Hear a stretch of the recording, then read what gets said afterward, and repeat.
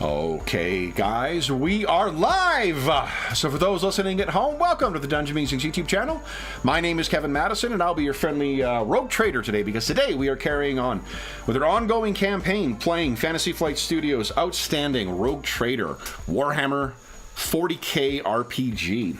And with me today are the stars of the Into the Maw campaign. Actually, really shouldn't call it that because it's probably going to change names shortly. But our ongoing Rogue Trader campaign. Let me introduce you. I'll go left to right. Tell us who you are, who you're playing. First up is Jeffrey. Hey everybody, I'm Jeff, and hanging on by a thread is Alessander, the ship's Voidmaster. Very nice. Next up is James. Hi, I'm Regius Benetech, the ship's navigator, who has just become aware of some new navigator powers he can have. And he's very excited, and he's going, in the corner. Nice. Next up is our resident armorsmith, or is that Adeptus Mechanicus, Dave. Hey, Kev, that's great. I will look into some Adeptus Mechanicus, but tonight I am trusty, maybe not so trusty. Shifty Seneschal in God. Nice. And last, but certainly not least, is Sean. Hello, I am running the Rogue Trader Quinelli Aquade. How's that name pronounced? You heard me. Don't ask. Aquaria. All right. He's like a really tasty beverage from 1993. Yeah, I am. All right, so guys, last time was I've seen a lot of very low red bars there, and let's see if we can recall what was the source of that. What do you guys recall from last time?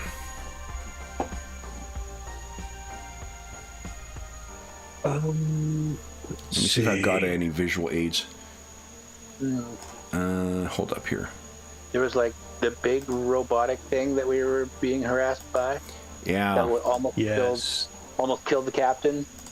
Did take out our servitor a couple of sessions ago, yeah.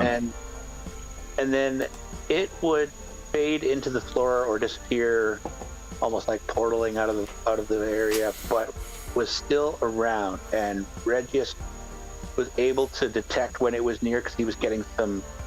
I don't know if it's warp interference or he'd be able to see it in void. But then there was two other little ones, and so they were doing this restart thing. Kev likes to use a lot of R words, reincarnating and whatever else he wants to throw in there. The resurrection protocols. Resurrection protocols, reincarnation protocols, reintegration. I mentioned that was the name of my Depeche Mode cover band when I was in high school. Probably. And so the little ones would get the big one going, and the big ones would keep the little ones going, and we just kept fighting them every second hallway until we got off the damn ship. And then we were trying to get back to our cutter. What is it called? Didn't it actually get on the ship with us? Gun cutter. It tried to. Yeah, it got in the way. It attacked us while we were running for the gun cutter, and then we thought we'd flown away. Alessander was doing some nifty flying moves, and the damn thing kind of like jumped and teleported into the bay of our gun cutter, and we had to fight it and open up the door, and then one final piloting move to have it go falling out the back, and we were finally able to where it actually fell onto one of Haderach Fell's Aquila landers that was zooming above the asteroid as well. And then Regius used some skills to help locate our ship. Yes. So Regius has identified where the ship is. So anything to add from last time, guys? Or is that a fair summary of what has happened thus far? It's a brief summary. Seems fair. Okay. Then, where we will be picking up is with all of you aboard the gun cutter, which I imagine has a name. I'd say Galileo, but that probably seems like I'm in the wrong sci-fi universe then. But Yeah. what, Alessandro, you may recall that there has been jamming going on. Your, what is he called? Not Technic, Explorator. The Explorator, yeah. Has been jamming since you guys drifted into orbit in here. So while the communications are going to be down, the sensors are not. So there is still a concern that you may be spotted by pursuing Aquila landers. The landers have their name, or draw their name, from the fact that they go from both space down into atmosphere. So, to avoid this, it's going to be a contested roll of, let's see here.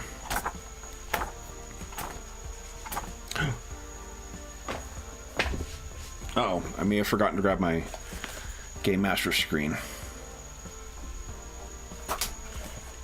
I have to grab that. Better get it. You're not going to be happy. You know what? I really am not going to be happy. Everyone have a drink? I forgot a book.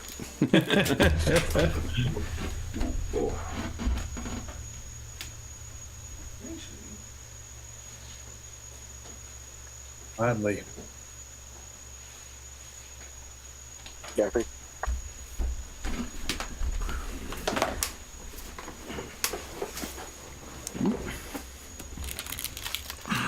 Anna says hi to everyone.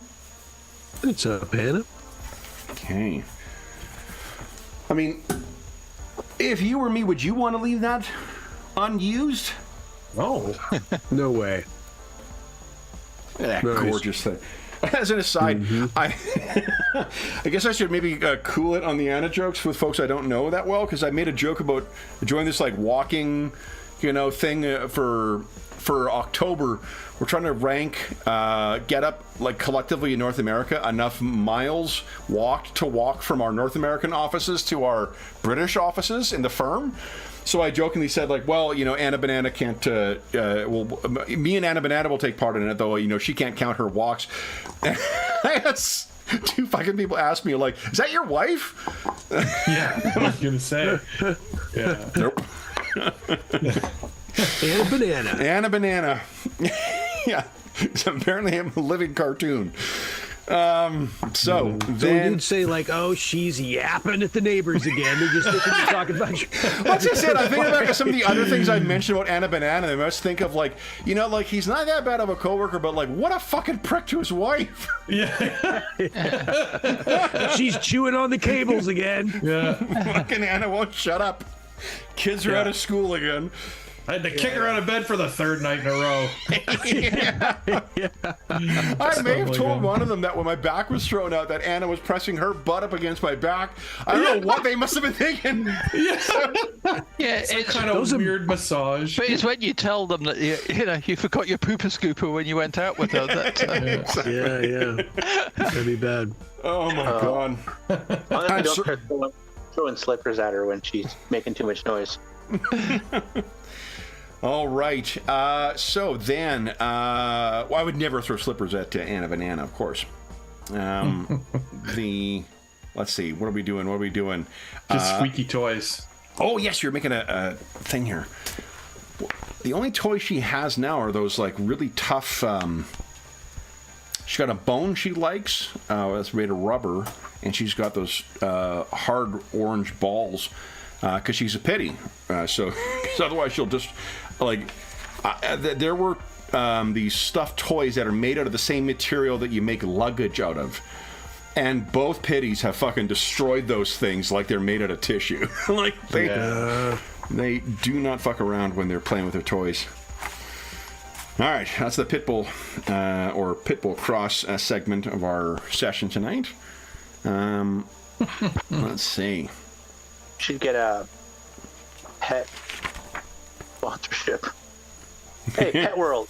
We talk about dogs all the time. You guys get a lot of viewers coming. I'm not sure we really do much other than things. Although that's actually not a bad idea of doing. There are like every fucking city has an adoption. What do you call it? A pet adoption thing. Like and as a rescue we got from a charity as well too. It wouldn't be a bad idea with the amount I talk about dogs to have a dog focused. Oh my god! It is an excuse to run Werewolf 5th edition. Holy shit! Oh. Charity session in support of your local what do you call it? Rescue dog organization playing werewolf. That's got to be done by the end of the year. Love it. Sounds like a Halloween thing. I have something different planned for Halloween. Oh. Okay. But yeah, that's a good idea too, though. I could always change that. All right, so I was looking up. Sorry, I got distracted. As is probably not surprising, as soon as we start talking about dogs, I get completely distracted. What the heck was I doing here? A contested roll. Yes. Me and the other pilot. Yes, and I've learned. Here we go. It is contested your piloting check. I'm just checking to see the difficulty here. Yes, against their scrutiny and detection. So this will be piloting spacecraft plus maneuverability. And let me tell you what the maneuverability is for your gun cutter. Okay. Superb. And vehicle rules too are in Into the Storm, James. Mm. So if you guys want to deploy walkers or that stuff out. I cleaned up my desktop last week and got rid of all the characters and PDFs from games that we haven't been playing. So I'm like, wow, I can see my desktop again. Fucking Druin from Star Wars and all kinds of characters. Oh, jeez. Yep. Okay. Gun cutter has a maneuverability of +0. Oh. So, go ahead. Mortalis, that's the name of our gun cutter. Love it. Nothing like giving a distinctly funereal name to a ship that you are in the middle of space. I love it. Well, that's the theme of the other one too. So. As you go into combat. Yeah, this is a good idea. Actually, right. What are our new characters going to be? I plugged it into Google Translate and it says it's probated by death is the other one. Probated by death is an interesting mortis probati. Right. The captain's probably reminding us that the name of the ship here as we're trying to escape. So it's a challenging +0 difficulty, Alexander. On flyers or spacecraft? Yes. Yeah, spacecraft. Okay. Will this button work? No. So. And it is roll. Less than 60? That's correct. Okay. Yes. Nice. That's 4 degrees of success.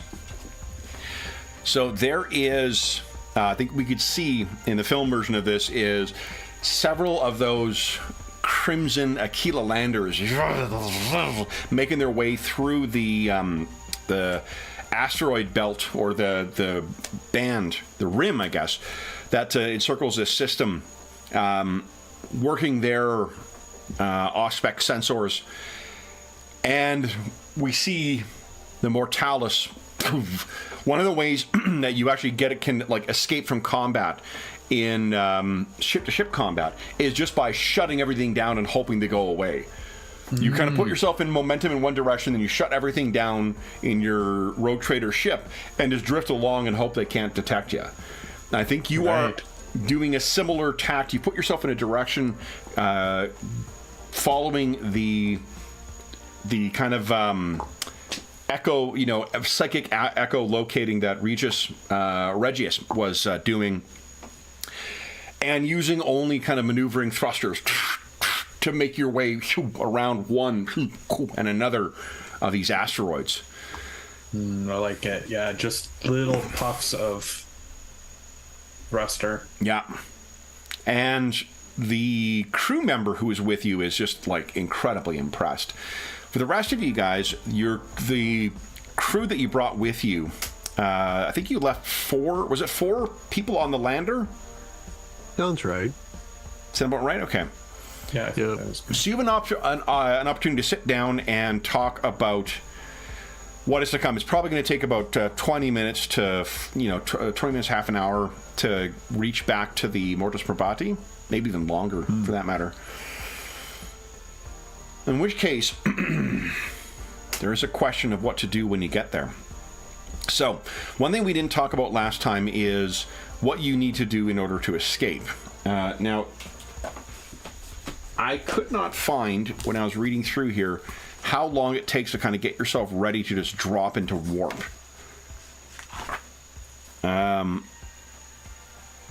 But one of the things you can do before you do is to...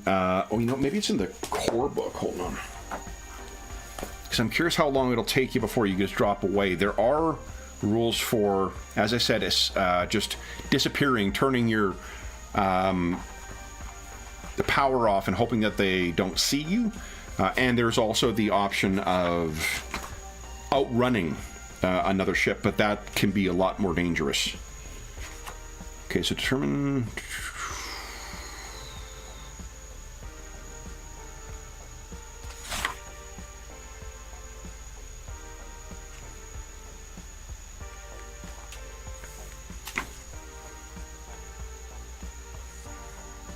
Okay.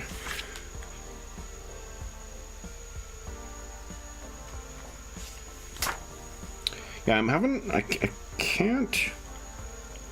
There's rules for determining the base time. But I don't see how long it takes. Yeah. The actual translation into the warp from real space to warp space is relatively simple. It doesn't require the skill of a navigator.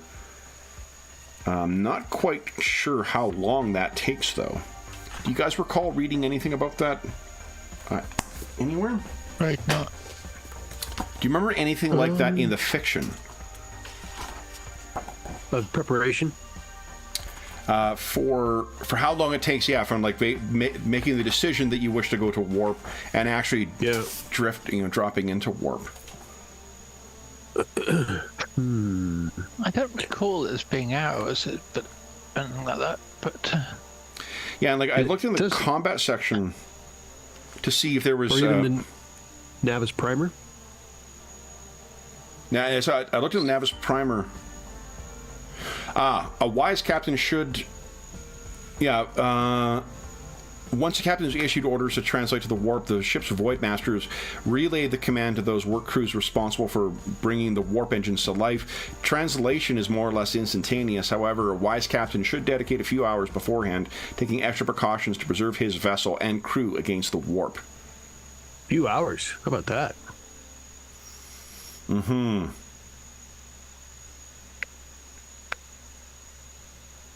Clearly, some people have nothing but time. Yeah. Well, we talked about what you do, so I guess that that is a decision that you have to make, is whether you want to continue with that. As soon as you stop jamming, then the other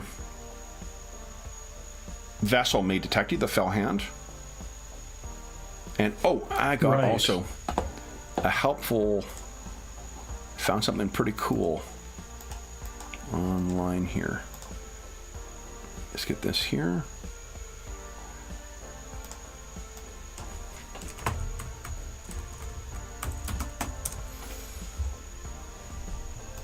I'm just gonna make sure I get in the habit of... There we go.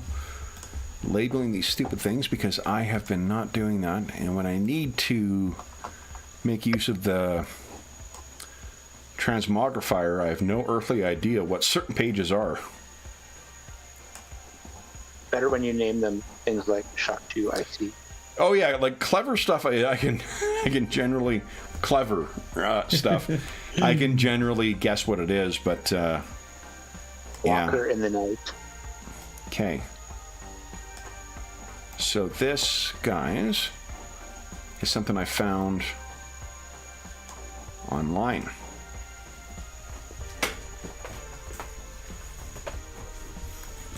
Now, your ship, the Mortis Probati, is a... Where is it here?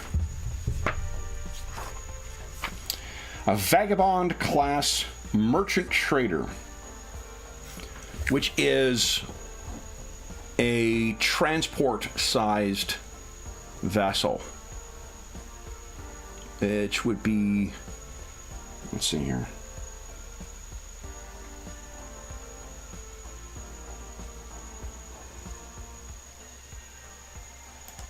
So, down what was here, that last part again? What size is it again? A transport. It's about, you see where the Hazaroth is here? This Raider? Oh, yeah. It's just a scooch longer than that. The Havoc, yeah. I don't think you're actually on here. These are all, like, combat vessels. Oh, no, hold on. Vagabond, right there. There you are, guys. Nice. So that is... We're puny. Scooch indeed. Size of your vessel. The fell hand is around the cruiser size. What? Ah, How yeah, come let's our not enemies find are out. so much more wealthy than us? Say it again. I think I had to say this Because like we had a 5 sessions stellar ago. roll on our first session. You guys have Sure. bank, though. You do have bank. What you lack in ship, and actually, you know what? You have what's turned out to be a really fucking useful addition. You have that Wraithbone hull, or whatever it's called. Witch something hull. What is it called? The Warpsbane hull. Because your Warpsbane hull, when you roll encounters, you could take the navigator selects which of the two encounters that you run into. Right.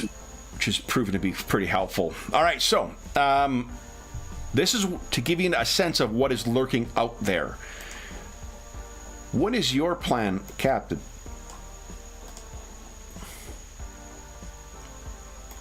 As far as when you get back to the Mortis Probati, all you have to show for this exploration of your ancestors' vessel, the Righteous Path, are some scars on some of your crewmates, holes in your crew, and your personal retinue, and a pretty large Nimoleth, a psychic record of where your ancestor traveled. And a new psychic companion. That is going to be the next question, too. Is I'm not sure. There was a battlefield kind of accommodation made for Lady Ash. But now that you are on your way back to your ship, and Alessander is keeping you under the Auspex sensor, as it were, what are you thinking, Captain Aquari? Both of the state of the looting of your, or of this endeavor, and plans for next steps.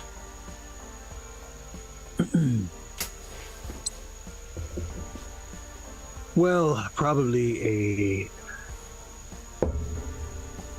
once we are back aboard the Mortis Probati, perhaps perhaps a meeting of flag staff will discuss trying to get out from under the probing fell hand. I mean, we know we've discussed it to some extent already, and I'm trying to recall but I think we were. Who recalls our brilliance at that time when we were discussing how to avoid the fell hand and once again find when you're talking about when we're already aboard, right? The Mortis Probati. Yes. Well, and also, I know you guys are planning on heading back to Footfall.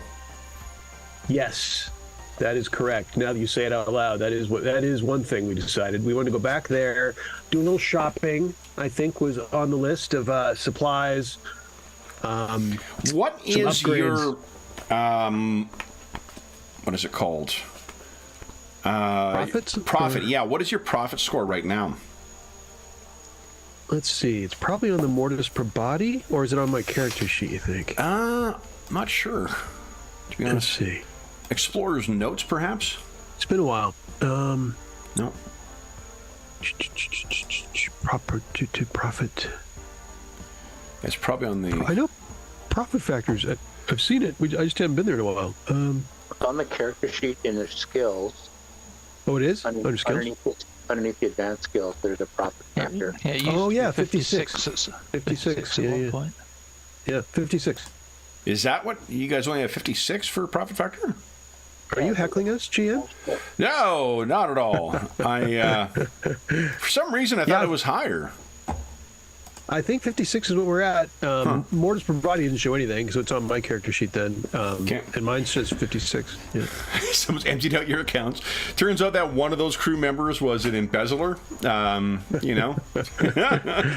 hopefully he came with us on the trip because they all died. So.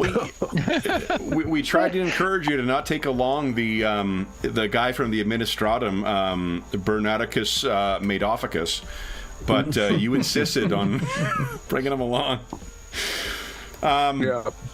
So I think a Ponzi scheme does count as an endeavor. So at least he's getting some profit factor from it. But right. Apart from that, I guess the other question is, what do you wish to do with Lady Ash? Your senior astropath is with the Emperor now, you hope, or perhaps lost to the warp. His mortal form had been reduced to chunky, greasy bits by Lady Ash's servitors.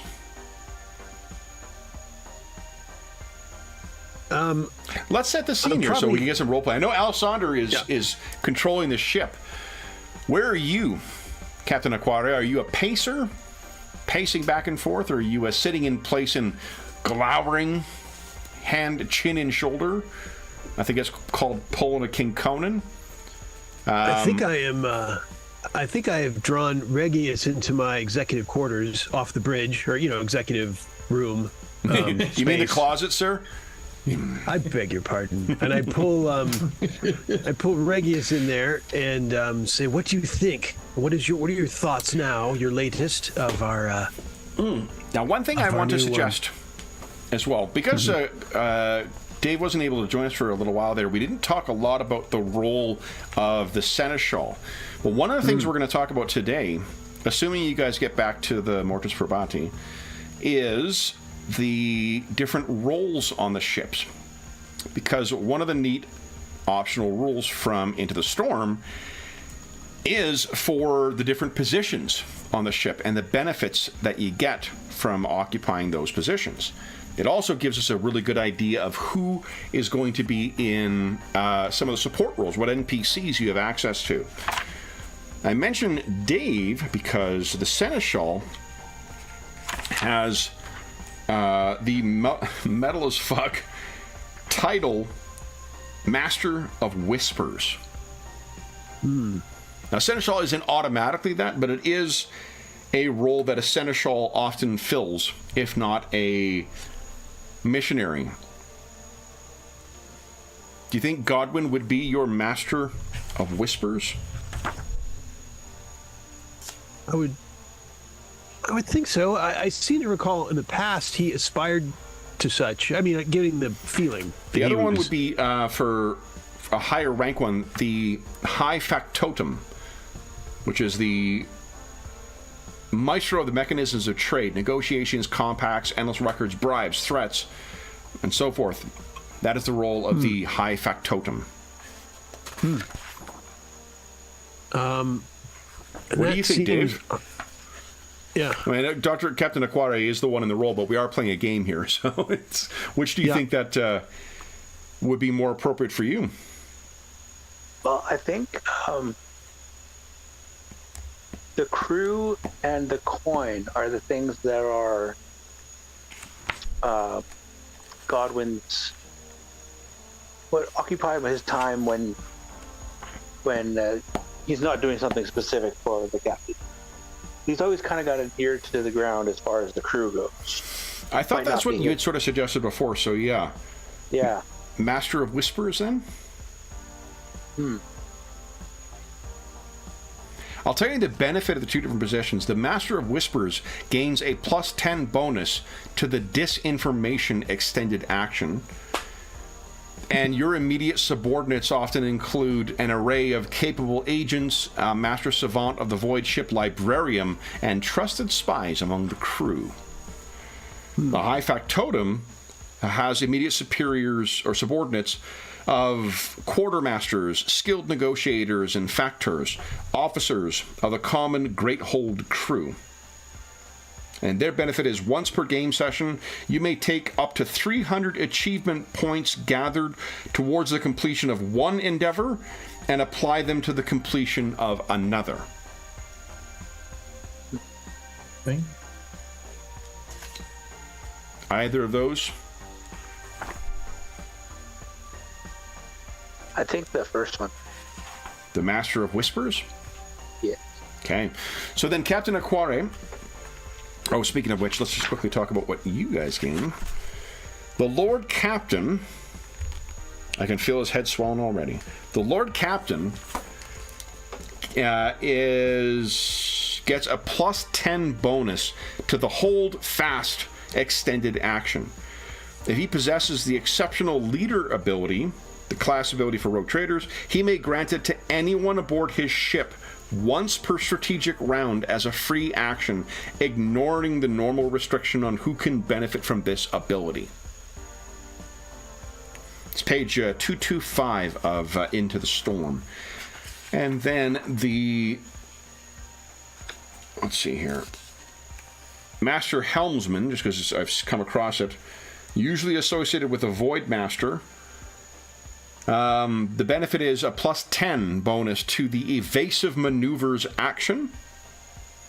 And your subordinates are typically Helm Crew, Engineerium Tech Priests, and Lesser Auspex Officers. And then the Navigator, where are you? Is that the first officer? No.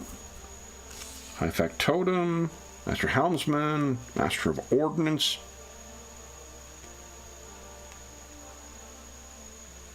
Okay. Chief Chirurgeon. Warp Guide, here we go.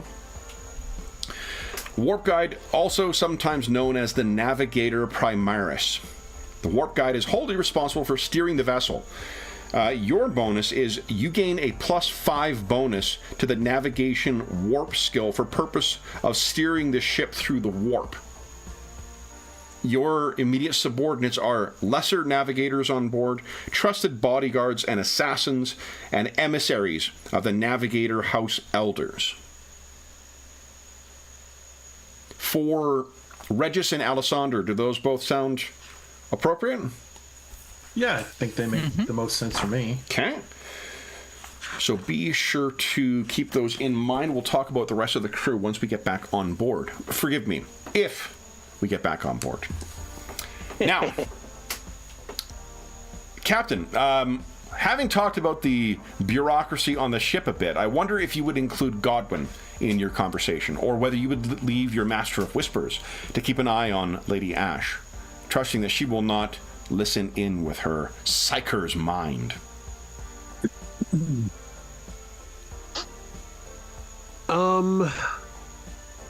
I thought for a moment you were role-playing because you're looking up and fluttering your eyes and it looked like they were whited over. You're like, oh, she's already got control of the captain. Oh, no. No. Let's see here. Godwin, take her out. Okay. Yeah, we'll have Godwin and Regius in the side chamber with the captain. Okay. I will say, so we need to, now that we're back at the Mortis Probati. When you get back to the Mortis Probati, you are still When on... we get back, on the Mortalis. Yeah. When we get back to the, since we are on the Mortalis and not the Mortis, but we should start. Who agreed to name all these things the same? God damn it! we should start discussing what to do about our latest edition of the Psyker ranks. What do you two think? Regius, do you have thoughts on the Lady Ash? She did appear not to betray us last time, and I would assume at this point she would not be welcome back on the Fell Hand. Yes. Godwin?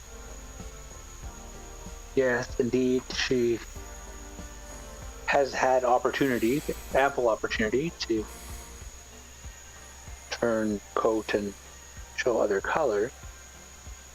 Although maybe that is her ploy, to not benefit in the immediate so that she can play the long game and get on board our ship and perhaps learn what we learned when we more fully activate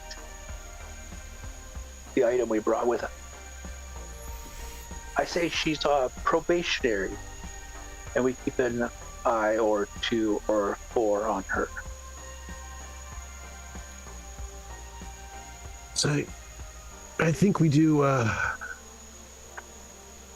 include her, and but we should all keep a wary eye, just in case anything out of the ordinary or strange, and meet again and reconvene this conversation perhaps in a week or 2.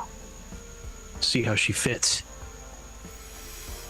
Trust but verify, Captain. Trust but verify. Indeed, Master of Whispers. Indeed. Is it Master? Is that what it is? Master. Master of Whispers. Master of Whispers. Indeed. And what's yours, Regius? What was yours again? Sorry? Your role. Your your warp persona. Either Warp Guide or Navigator Primaris. Oh, Navigator Primaris, yeah. I had a feeling. Yeah, sounds good. Sounds nice. And Master Primaris, you say? Alessandra is Master Helmsman. Nice. And you, Lord Captain. Another title. Lord Captain, you say? What was it again? Was it Lord Captain? Oh boy. Call me Lord Captain immediately. It says here the fate of thousands hangs upon his decisions. Yes. One of obviously you're the Lord Captain of the ship, but your immediate your immediate subordinates, examples they had are personal guard company, emissaries of imperial powers, or subordinate officers of the ship. And what is that, Kevin? That's for... These are immediate subordinates. So when you guys are role-playing time on the ship or making decisions to go, these are people who automatically have to respond to you. So you can feel free to draw on them as part of your... We haven't revisited this in a while because you guys have been exploring the ship and exploring the planet or whatnot, but you guys are masters of a ship of 18,000 people. Yep. You know, like, there is a lot going on, and I will show you. Now, this is not going to be a... let me get this done here.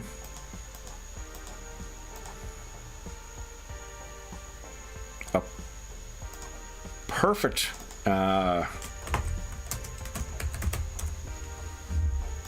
comparison, but I want to show you something else I got.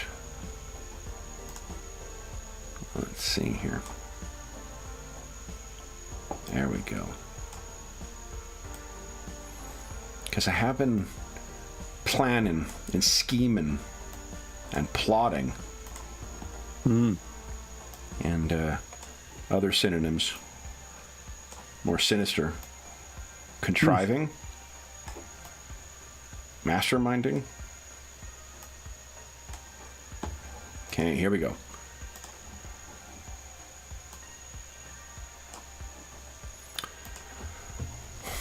One of the things I was thinking about is the sheer size of the ship and the fact that you guys spend weeks in, or can at least spend weeks in transition.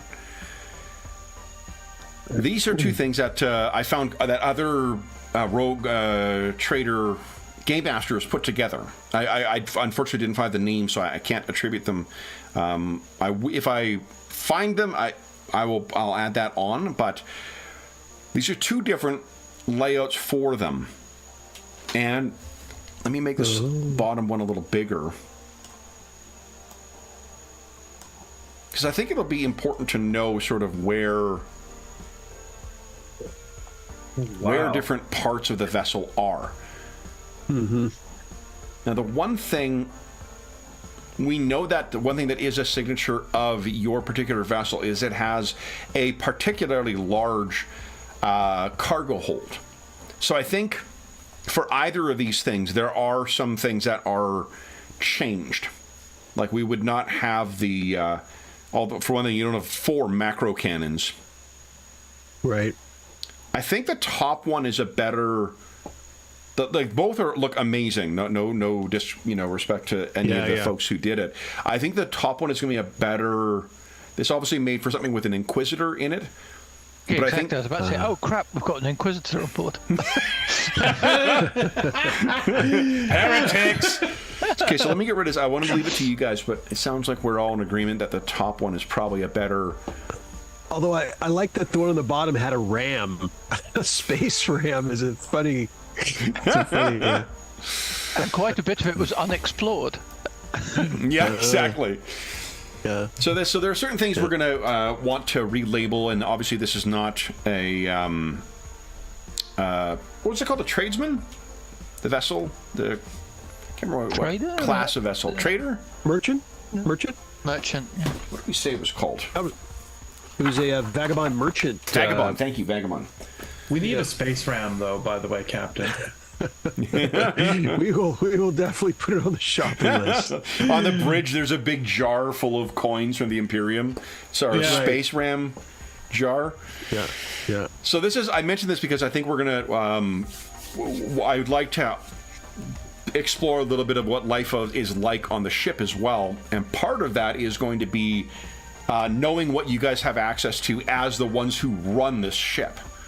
You know, like, yes, Alessandro, you are absolutely the one who, drives the spaceship, and Regis, you are the one who navigates for the spaceship, but you have a fairly extensive staff beneath each of you. Don't even tempt me. I try to go a year in a campaign before we start doing war stories, because those can get derail me very quickly. Kevin is vulnerable to this.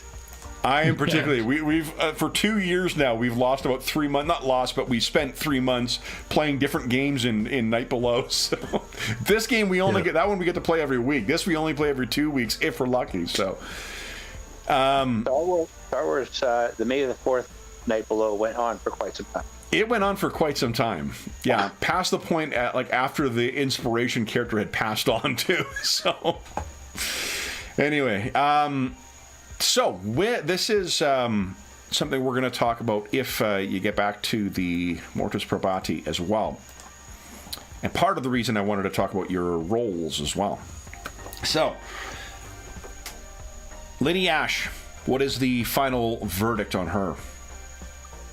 We are keeping her. We are adding her to the crew, but we are keeping a sharp. My close coterie is keeping a sharp eye on her. So I guess that's a question then.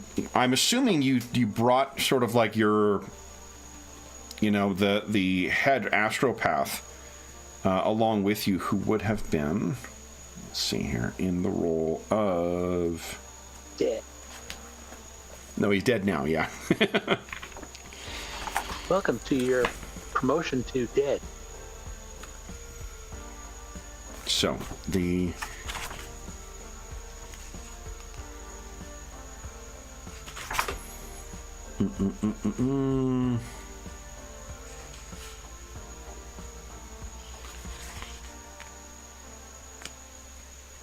Choir Master Telepathica. The one who leads the astropathic choir. Will she be assuming control of that, or will you place her in another role?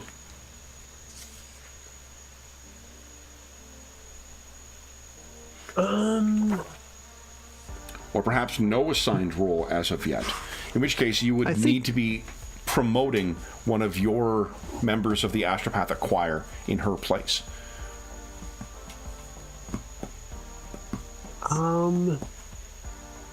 Yeah, I'm leaning towards not going there with her and promoting someone from within. And I'm wondering if there's a role that she can fulfill of some kind of advisor. Yeah. I'm looking at it right now. Maybe I'll peruse when we have when I have a moment. And sure. Something in the advisor, advisor to the captain type of. I will tell you that the first officer can be filled by any character except those with the astropath transcendent career. Interesting. And that's what she is? She is an astropath. I don't think she's an astropath transcendent. Oh, okay. You don't want the astropath controlling the captain? Yeah. Well, No, they are astropath transcendent. So she is not, unless she is a different kind of telepath. You cannot trust mutants with this. Yeah, gotcha. It probably wouldn't be something I'd think for her anyway. It sounds too lofty to start with. Yeah. You could just have her along, as just in an unspecified role to start with. Yeah, some fancy sounding Latin term, that I just hand her. You're the factoriologium, of all. Well, then, so Godwin, I think your mind might go to friction among the crew. Then, how do you think that Lady Ash would take to being made a subordinate within the astropathic choir? Yeah, that might not go over well. What if she...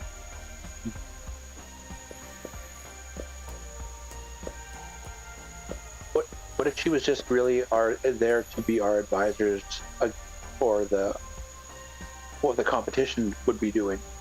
That's... What would the fell hand be doing? And we consult her on that. At least for now. So she proved herself further. You get the sense as well that she has been traveling in the Coronis Expanse longer than you all have, certainly. Mm-hmm. Depending on how long she has served Haderach Fel, she may have traveled far and wide in the Coronis Expanse.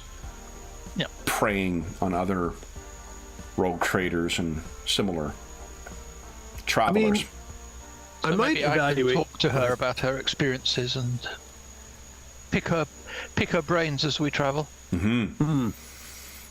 Literally. And I may evaluate her skills of fellowship for perhaps high factotum might be something that she could help with. The perhaps. trade thing? Yeah. Yeah, just the bribes, threats. This kind of an all around face of one kind or another. If she's good at it, we'll see. Juan, do you recall the first time that you encountered her indirectly was with her telepathic familiar that tried to steal the Nemoleth from you all? Yes. So she clearly works fairly well in the field as well. Yeah. And if she earns trust down the line and it seems like a better fit, then, she can be possibly reconsidered for the choir master or telepathica if that's better, in time, sometime down the road. If something unfortunate befalls the person you put in that place, I'm certain that she would never wish any ill on those. All Whoever they you would do is be sent on a mission with us, and then I was just going down to the field. Choir master's an important role, but they need to prove themselves periodically in the field. Yeah. Yeah, I was just about to say the same thing, that if our current new choir master goes down, it'll be because she came with us again, probably to a... It's actually not... It gets around a bit of a... like they do call it out in the rule book, but it is a curious thing. Like if you the one person you need on your, well, the two people you need on your ship to, like, one to communicate is the astropath and one to navigate is the navigator. Why the fuck would you ever let them leave the ship? Right. The answer the game offers is, well, there's more than one up there. Yeah. So you have Regis's understudies, presumably from the Benetech house as well. And now Lady Ash. The astropaths, I don't think, have the same houses the way the navigators do. So it'll be less precious. Yeah. Unless there are different choirs. I actually don't know. Do you remember, James? Are there different choirs? I don't think so. Don't think so. Okay, nice. Cool. It's us navigators that are precious, as you say. We're all special snowflakes. Yeah, the psychics are just run of the mill. All right. So with that decided, anything else you guys need to discuss before you reach back to the Mortis Pravati? I'm assuming because there's not really, from the way they describe this place, there's sort of like there's like the places you can relieve yourself. There's the cargo hold / troop area, and there's the cockpit. But because Alessandra is part of your crew and is piloting this, you may have sent the co-pilot out and are having your conversation among him or with him as well. Yeah, probably. So when we return to the Mortis Probati, off to Footfall, we're all and get your thoughts together on what you might obtain there, or what your goals there might be of contacts or upgrades to equipment, etc. Inventory what you have, and then we will take it from there. I believe the captain just said everyone's getting a pay raise from this particular venture. Everyone on Who said this? Didn't that how you translate that? Yeah, I thought. There's a rumor. What is this? What happened? Everybody on the Mortalis is getting a raise for hazard pay, survivor pay. Yes, well, I'm sure if the numbers were adjusted, we could just adjust the numbers a little bit on the folks who perished on the ship, and tweak the amounts that are going back to their families and so forth. And I'm sure the numbers will all work out for themselves, Captain. If only the righteous path, if only my grandfather or my great-great-great-grandfather had provided better for us on the righteous path. Yes. Well, perhaps he did. Perhaps what we're bringing back is the key to finding. Perhaps. Indeed. Well, if it wasn't on the righteous path, perhaps it was dropped off somewhere in their travels. Another location. Could be.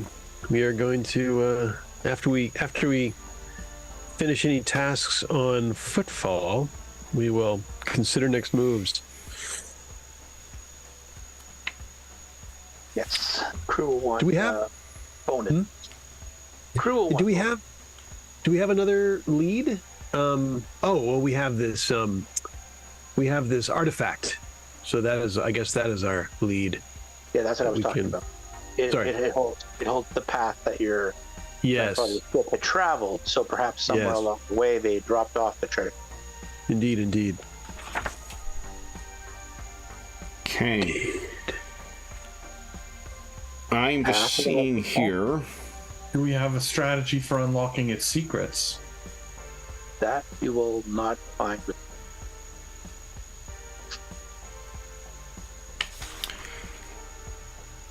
Does anyone remember reading why? Like, I'm trying to. I was looking. So, forgive me for not finding the answer to this beforehand, but I was looking it up before the session. Like, why if you're trying to escape another ship, can you not just drop in when you're in ship-to-ship combat? Can you not just drop into warp? Well, it did. I mean, I guess refer back. Maybe one limitation is that it says best if you take hours to, dwell on it. Yeah. There's that. But but didn't as far as say anything mechanically, mechanical today. Yeah. right? Yeah, and that's what I'm looking mechanically, for. Is just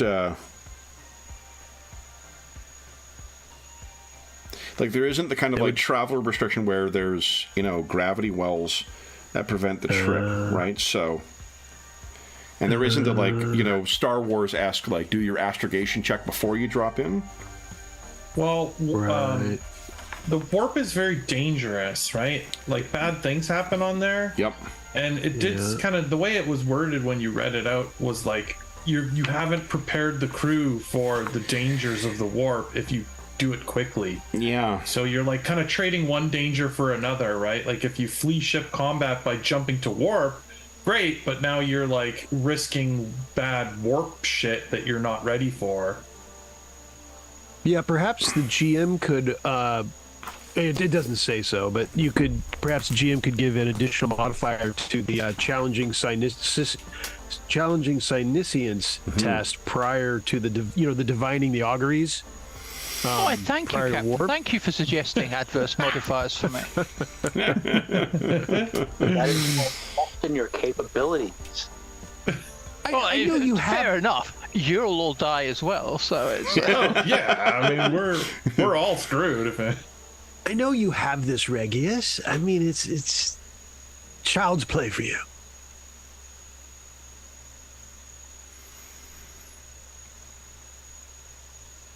Yeah, and it says you need to bring the warp engine to life as well.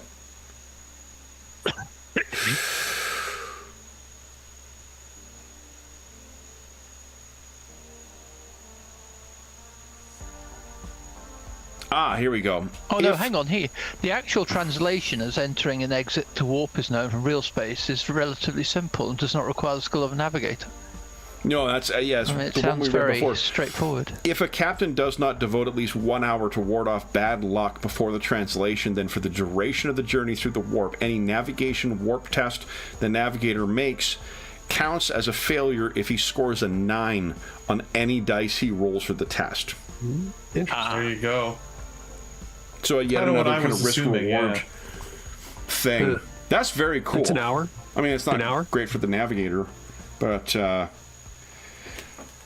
hour. Well, or the character who can't resist bad things happening in the warp every time they go there, like the pilot. Yeah, there's a host of cactuses all across the the ship. He's found some stupid alien cactuses on that other ship too that he brought back. With Right. Be a real shame if I have to eat these. Ow. Yeah. Right. So if it's an hour, as a reminder, There's another. Go ahead. Good. the turns in ship combat. Is it half hour? Half hour.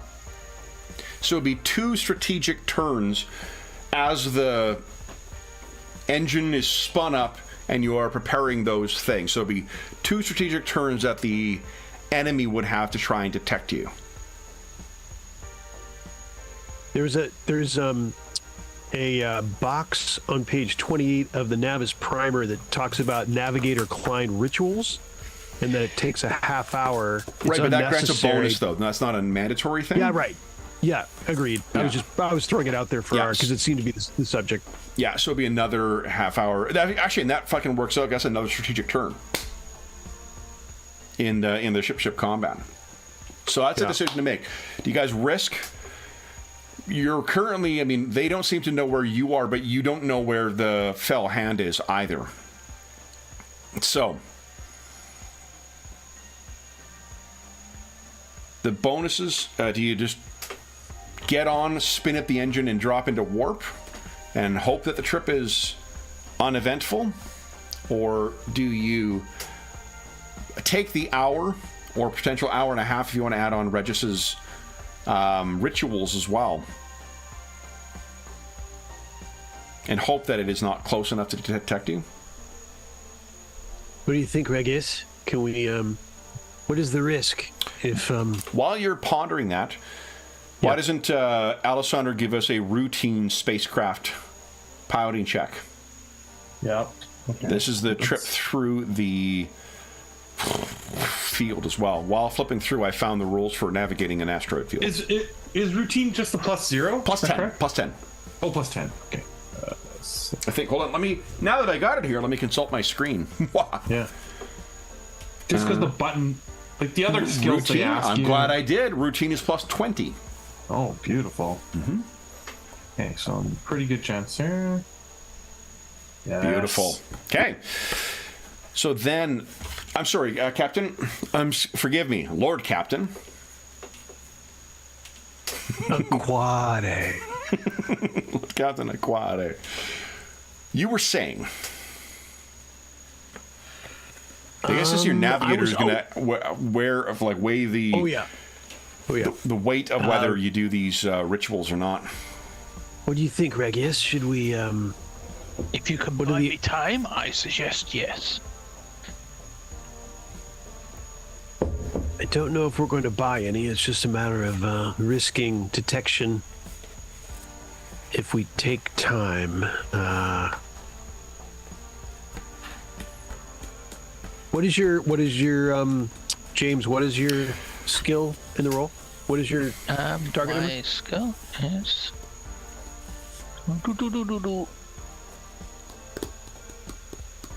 Remember, you get plus 5 from your newfound role as Navigator Primaris. The Cynicians 73 and Stellar 5? Navigation 71 before roll. It's pretty good. And how good are our charts? Do our charts help us, Kevin? With navigating, I think the charts help with the. What is it here? Not translating, but going back into real space, if I recall. Charting the route. Here we go. I'm going mad. We're in the Magaros system, right? Yes. Yeah, you're in the Magara So if system. we go back to Footfall, I've got the map. Nice. Yeah, and that speaks to the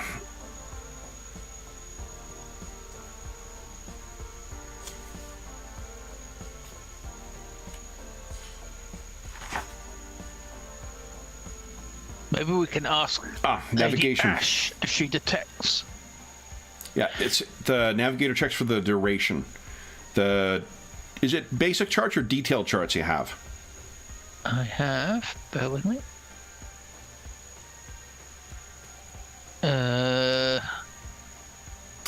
No, that I didn't have. I noted map Footfall to Magaros. Oh no, detailed. Detailed. There we go. Plus 20 from that I've to got the it listed at plus 30. Listed. navigation warp. Oh, plus 10 if you drew them yourself. How about you finish reading the sentence, Madison? So plus 30 and then plus 5 as well. So you've got a plus 35 on top of your navigation warp. Oh yeah, I'm liking. So I'm over 100. Yeah. So what do you think, Regis? The issue with it is that it's if you roll a 9 is the complication if you don't take the time. Right. That it's counts as a added like a failure. 10% chance, or more than that, because it's More than two that, yeah. two dice with a 10% chance. So that's going to be the main risk. I think we take the chance. Which one? All right, Captain. I think we put our faith in Regius, and off to the warp. On your big head, be it, Captain. Lord Captain. Lord Captain. Come on, Regius. Every week we're going to add a straight. new one to his title. He'll be basically the King of England in no time. Lord Captain Sultan Protector, of- Lord Captain Protector Marshal, Lord Captain Protector Marshal Major. All right. The rest of the crew, you accept that? Well, too bad. She's the Lord Captain. It's too late. So thankfully, Alessander, you are able to navigate the ship through. And as you guys are discussing, you can see through the front kind of cockpit, the Mortis Probati come into view. And I believe we have that beauty hanging around here. Oh, Octus Ocaster is still hanging around, but not the Mortis Probati. That, I think, is in space somewhere. Here. I can go looking for the ship again, and if I've got it on one of these pages, sooner just do that. Ah, there we go. Ha ha ha! Ask, ye shall receive. Here we are, guys. Can you see it? It's just barely out of view. And then, pow. There she is. Whoa, whoa, whoa, whoa, whoa, whoa, whoa, whoa, whoa, whoa, whoa, whoa, whoa. Okay. Does seem as if she has seen a bit of damage from the asteroid field. So let me just see what that might be. Because that is... Crippling damage to the warp drive. You guys are going to have to fight your way out of here.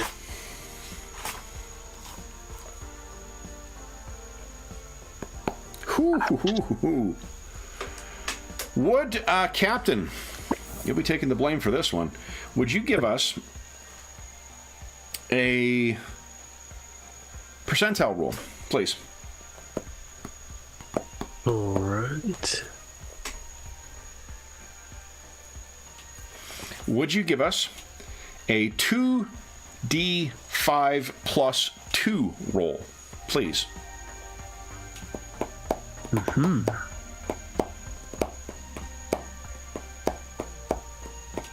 you go.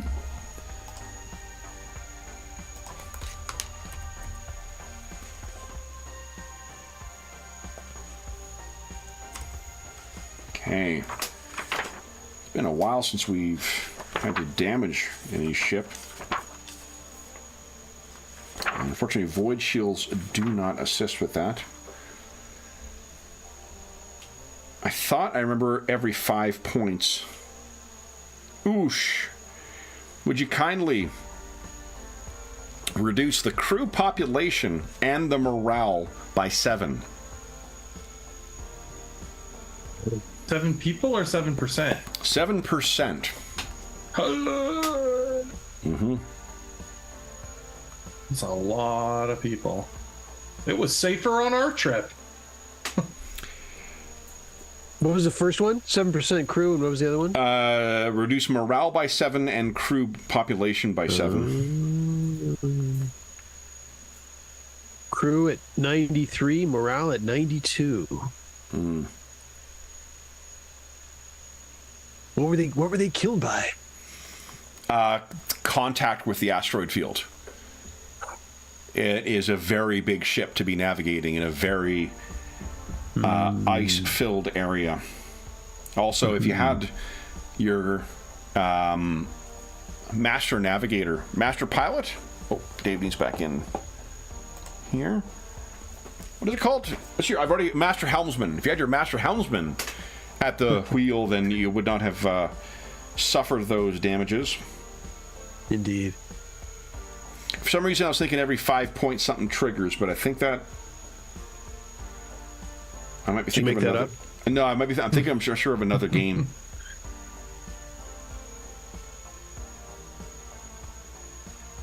Yeah. Oh, you don't think I'm fucking Traveler? Yeah. So it happens. We're running too many sci-fi games. All the fantasy games, I can't remember what the skills called for diplomacy, and the sci-fi games, I can't remember what happens when I blow up your ship. So keeps me on my toes. All right. However, you are able to navigate your way in, and Alessandra, I imagine you are the one looking in like that's one of your underlings or subordinates who is responsible for trying to navigate that thing. Whew. Yeah. Oh, Dave, are you back in? Hold on, is Dave back in Zoom? Oh, it says he's joining.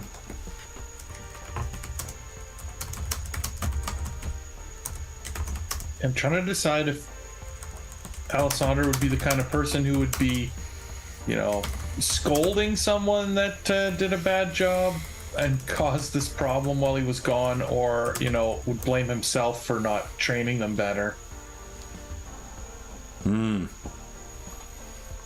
So, that is, however, a decision for another time, because you guys are able to go into one of the... Here we go. Let's let Dave in again. And now all I'm worried about is this damn warp. You're salivating and blood is coming out. Okay. There we go. All right. Dave, can you hear us again? Yeah, can you hear me? You can, yeah. Yep. All right, so as the ship docks and lands in the Mortis Probati, we see you moving through its cavernous exterior. Any last words before you guys, we move to the crew? Ooh, last words. That was awfully final, hey? Yeah, those words are prohibited on the bridge. I don't know who uttered them, but... Have them say, Captain. And let's bring you back. Here we go. So, last thing I heard, we lost some crew. Yeah, 7%. Thasivus Zoil, we barely knew you, bud. Yeah.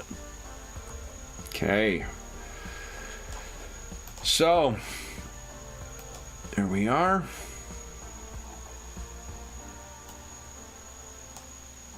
Yep. I can make the Shrabati a little smaller again and bring our crew down. All right, so we see you guys all move in. And like the cast of Star Trek dismissing extras, we see people vacate your spots as you guys go and sit down. I'm interested to hear about your first officer in due time. What you can see is still furious at work is Octus O'Caster working to jam the communications of your foe. What do you guys do? We do have an Octus. I haven't thought of Octus in quite some time. Months even, it feels like. Yeah, it does. So, How long were we gone, like in game world time, roughly? I'm not even sure it was a day. Did you guys over... I don't think you overnighted in that ship at all, did you? Oh, no, you're right. I don't think we slept or anything, so yeah. It was just a barely been long, gone. merciless fucking day where you showed up with about 40 people and you came back with, one. So, Right. Yeah, as you guys take your positions... There was the 4 in the Mortalis. You did, correct. Yep. The Lucky Four, they call themselves. Right. I got the long straw. So then, does anyone, before we transition to the warp, does anyone wish to spend any of their fate points to regain wounds? Or you can spend fate points to gain 1d5 wounds back. Yeah, probably. And yes. And with that, the captain looks over at Alessander. Yeah, with his busted thing. And Godwin, for that matter. Yeah. God. Oh, one back. Oosh. I hate that. That ain't good. 3 for Alessandro. Respectable. It's fine. That's a real gamble, hey? There almost ought to be a talent for that. That, you know, you no longer have to put up with those ones. You get rerolls on the ones. Some talent. Faded. Yeah. Okay, so is that the Master of Whispers, the Master Helmsman, the Navigator Primaris, and the Lord Captain are all back in their positions. Lady Ash takes her place on the bridge near where you are. Captain, what is your order? Anything we need to do prior to translation, he says out to the bridge crew, out to his coterie, looks among them. So someone among there is going to say, Captain, should we commence the wardings? This is what takes an hour. He looks at Captain looks at Regius. Are you prepared, Regius? To commence? We trust to the dice, Captain. Clearly. With your impetuousness. Typical of your family. Someone on the crew kind of nervously, Captain, we are translating without wardings or observing the omens. Yes, I would never consider such if we did not have such an expert of the warp such as Regius Benetech, and I slap that crew member on the back with a hearty Give us a command check, please. Challenging, so there'll be no modifier. All right. I was begging. It reminds me, I was begging to use that command skill on quite a few of those ship challenges. So you need to climb this wall. Can I command my way up? Can I command them to push me over the top? Although I will say, remind me to tell you, when in one of our 5e campaigns, I did allow someone to use history in their in a chase between airships. Oh wow! Yeah, he came up with a good explanation for it. So, Thanks. yeah, so that is he kind of slaps his chest. Aquare, Captain. Aquare. Lord Captain. So then, Regis takes no time. As soon as the engines are active, you are ready. So then, first thing I need is for everyone to kindly give us a willpower test.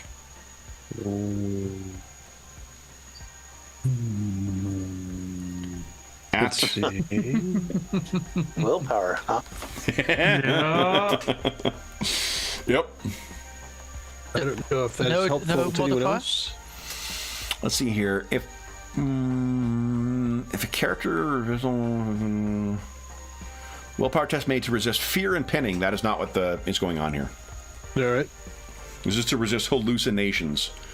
You should be very familiar with those, Captain. Are you prepared? Holy shit, Godwin. Is there a reroll option on that? Yeah, spend a fate point. Holy shit, yeah. Alessandro. Of course. Godwin, pull yourself together, man. We haven't seen the Lord Captain's result There yet. we Lord go. Captain is okay, so then Godwin and Alessandro, would you wish to spend fate points and reroll?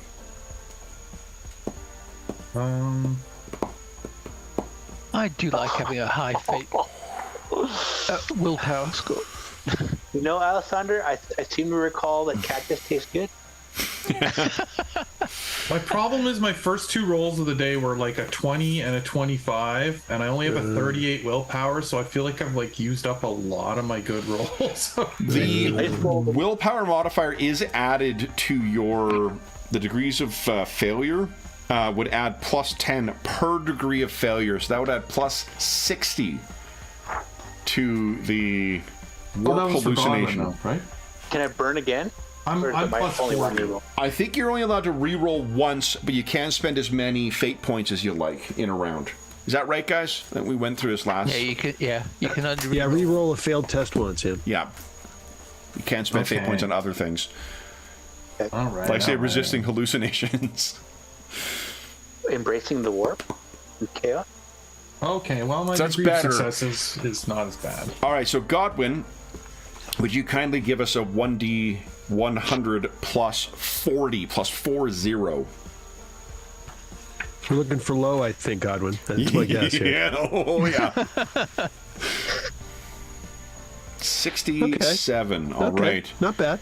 Not bad. Malignancy. The character's tormented psyche bubbles to the surface as a physical effect. Fantastic. This is awesome. Everyone's Godwin, getting mutations. Godwin got No, I passed. Now, would you give us a D100 roll once again? No modifier, Godwin. Please. Not 99. I think it's got to be my left eye if I'm gonna live up to my. 92. I'm gonna live up to my picture. Maybe it's my left eye, and I'm gonna. Little more severe than that. Character suffers from inexplicable blackouts. When they occur and what happens during them is up to the GM. That kind of sounds like Quinilly a little bit there. I mean, a guy who is the spy among 18,000 crewmen with agents throughout, I'm sure that there isn't some kind of, dark agenda that I could dream up for what you're doing during that. I don't know what you're talking about. So there isn't a physical thing, but I mean, you are definitely, yeah, this trip is going to be interesting. Alessander, would you give us a 1d100 plus 10, please?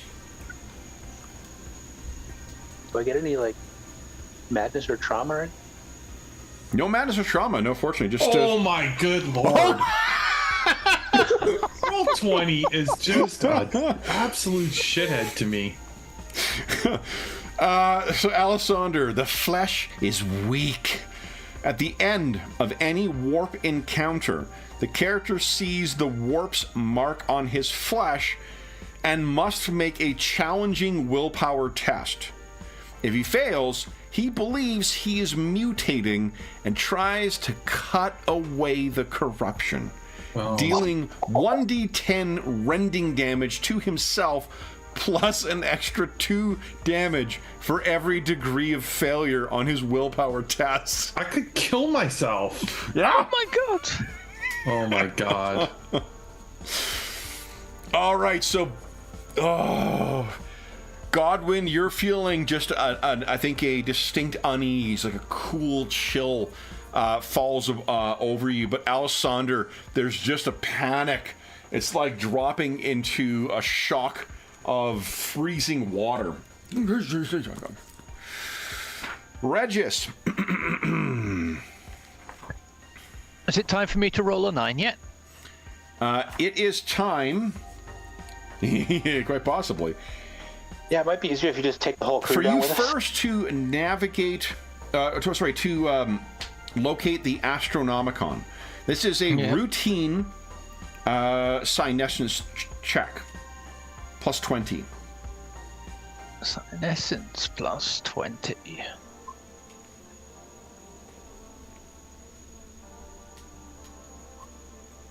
Oh, you're kidding me. Okay, well, let's re-roll that Fate bad point boy. that. Got it. Yep, let me just...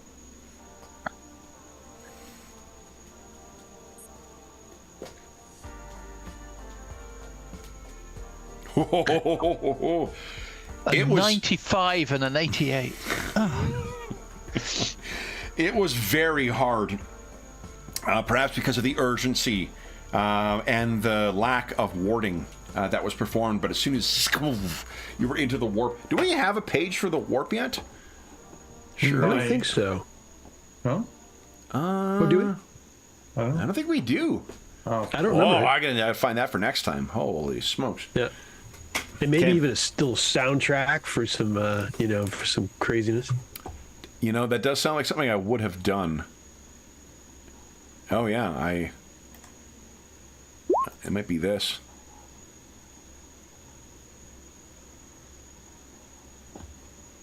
That might be too quiet.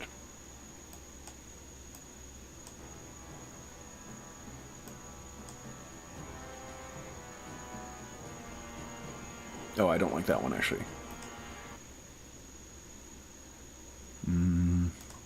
This?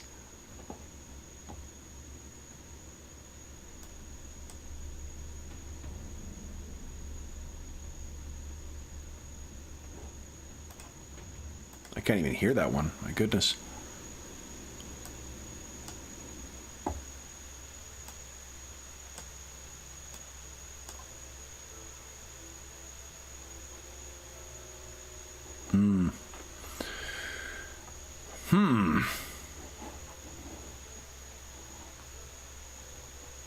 I think going with our... Actually, I have an idea. We'll see whether it actually works here, because sometimes once we've been playing for a bit, it gets a little finicky when I try and add new tracks. Let's add this to the game and see if it'll actually let us play it.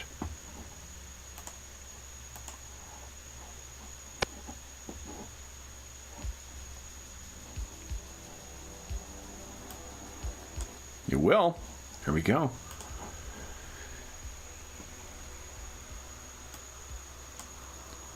Oh, and speaking of which, this is White Bat Audio. 2 free music or free license music creators, Kevin MacLeod and White Bat Audio. White Bat just released a new track for Halloween. It's like an hour and a half of different tracks for it. It's called Coven. Super fucking cool. I was listening to it today. Nice. Can't imagine why I'd want to get in a horror mood this time of year. Right. But yeah. Real horror is going to be this time of year. Like, it's not just horror after horror on this channel. True. That's a little true. All right, so we are in. What you have located the Astronomicon, which means you get plus 10 to your navigation warp tests you make during the trip. Okay, good. So the first check. Let's make sure this isn't drowning you guys out.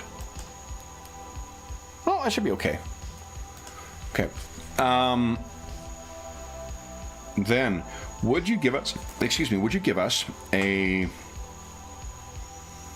So it is a challenging navigation test, but you're going to gain plus 45 all things in.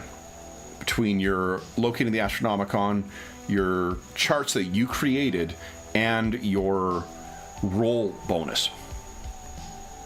Yep. So it's do not roll. Okay, so that's not working. So plus 45. So I've got 116. 116. Okay. Yep. Do not roll a 9. I'll just roll. D100. Oh my. There's a 9. That is a 9. Would you like to spend a fate point? I will try a fate point again. So 5. I don't mean to trouble you, but that didn't have a 9 in it. Yeah, didn't have a 9 in it. No? 6 degrees of success. Okay. Then. Not that that helps. It does actually. It reduces the time. Yeah. Isn't the time the locating the? No, it's what your navigation does. Yes, no, you're right. Yeah, it modifies the voyage duration. So this will cut the voyage down by 1/4 or to 1/4 of my calculations. Oh, yeah, my back's right. That's on the Astronomicon. Bad. Mm-hmm. Yep. In which case, it should now only be 10 days of travel. A little more than 10 days, 12 days of travel. So, you have set course for Footfall. I think it will be time for one, take our mid-session break, and then to talk about the different roles on our ship here, and then to talk about the encounters Can I spend a fate point prior to our mid-session break, considering we're going to get a fate point? You certainly can. What would you like to spend it on? I'm missing 1 point, so I might as well get the point back of health. Yeah, go right ahead. Right. You could spend it to help Lady Ash recover as well. Oh, I forgot about that. Let's see. She seems pretty tough. She can fend for herself. Right. I would have to take that out of her ship's benefits, of course.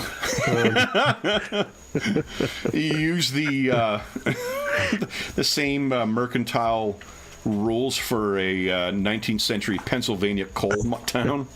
If that fits.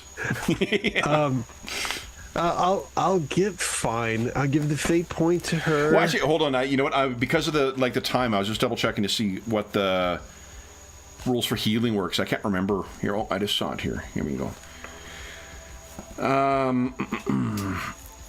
Okay, so you guys are all heavily damaged, actually. So that's like 1 damage per week through natural healing.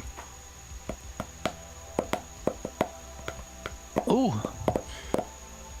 So you know what we may need to do then to have that have a factor and have your doctor actually matter is that the fate points. I wonder, can fate points only be spent in combat to recover wounds?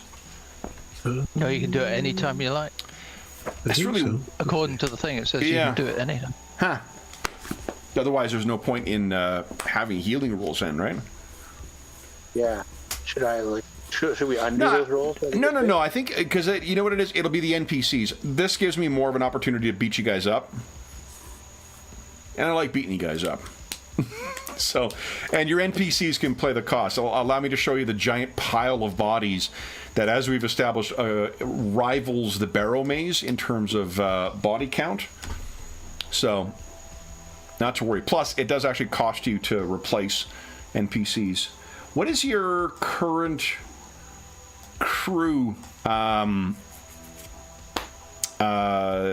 crew count, the actual number, population. 93. 93. 93. Yep. Hey, Captain, good news. The 9 thing doesn't apply to the next thing of the hazard. Oh, excellent. But Yes. it does mean the fact that we haven't done the auguries. If I roll a double, it all absolutely goes to shit. Oh no. So it's sort of a win and a lose. Fair enough. All right. So with that in mind, why don't we take our mid-session break now, and then we'll come back and see what happens next. So back. Should I roll Lady Ash's 1d5 when I get back? Or? If you'd like. Now, is that what you spent it on? Was for her? Oh, that dreaded one. It's brutal. Just brutal. Ouch. All right. Then for those listening at home, we'll be back in about 5 minutes.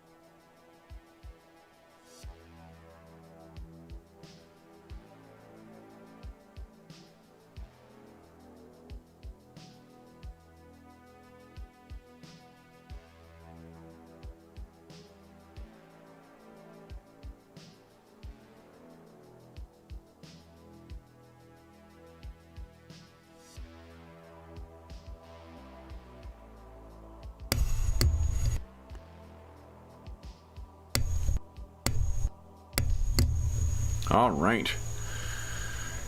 Oh, Jeff has to run to the store. Hey, everybody. Hope everyone is having a great start to the weekend. If you have time, be sure to check out the Harvest Moon. This is the last day of the Harvest Moon and the last super moon for the year. So, we were a little overcast last night, but the night before it was beautiful, big moon.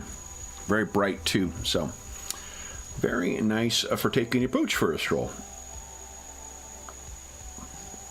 All right.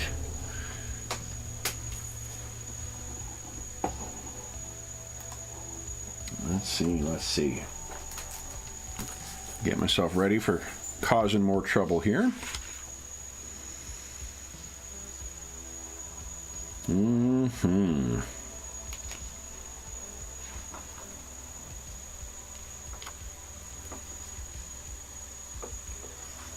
Oh, that is trouble.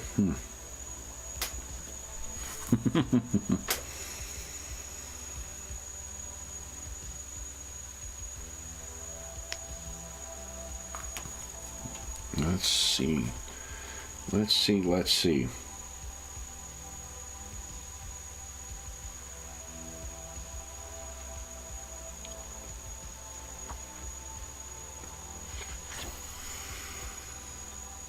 All right.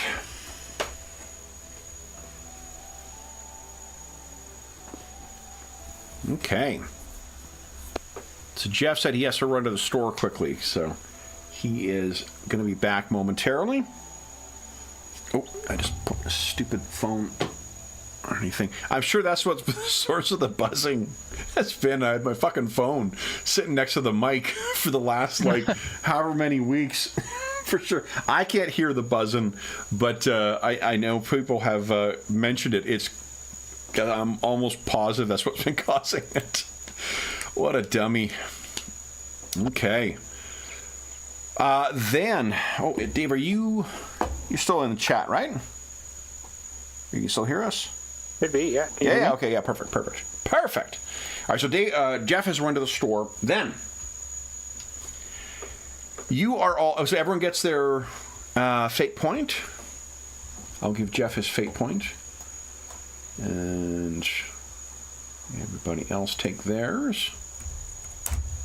All right.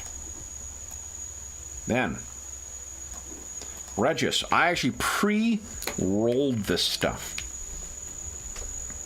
So the 99 is totally legit. I'm so pleased. All right.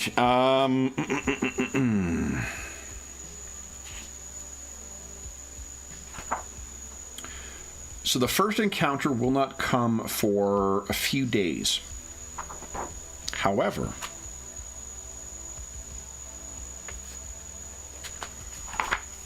let me confirm that I read this properly.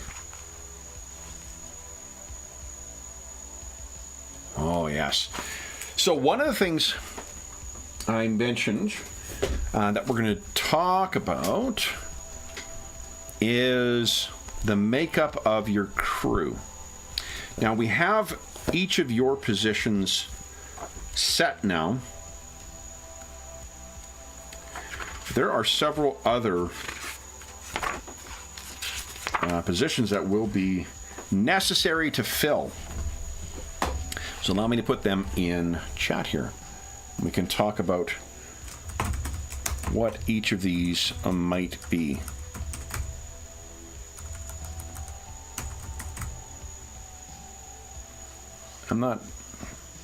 That's really weird.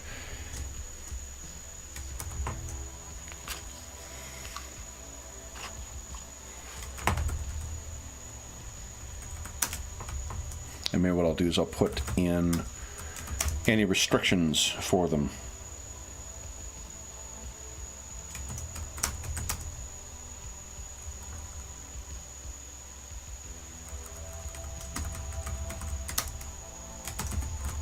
All right. Feel free to talk amongst yourself while I'm doing this too.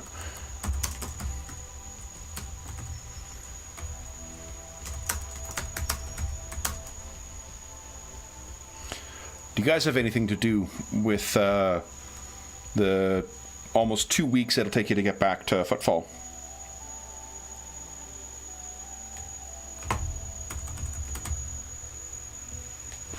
Will determine the actual morale of the crew. You're trying to determine. I think the actual morale right now is what, 92 2 or something. Yeah. says the Lord Captain. There's distance out there, Captain.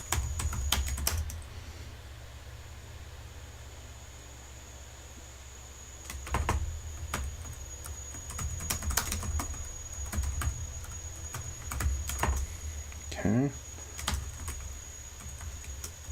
You guys have a lot of vacancies.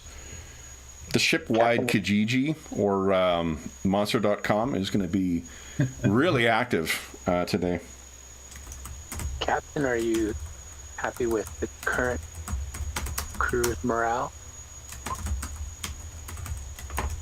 I mean,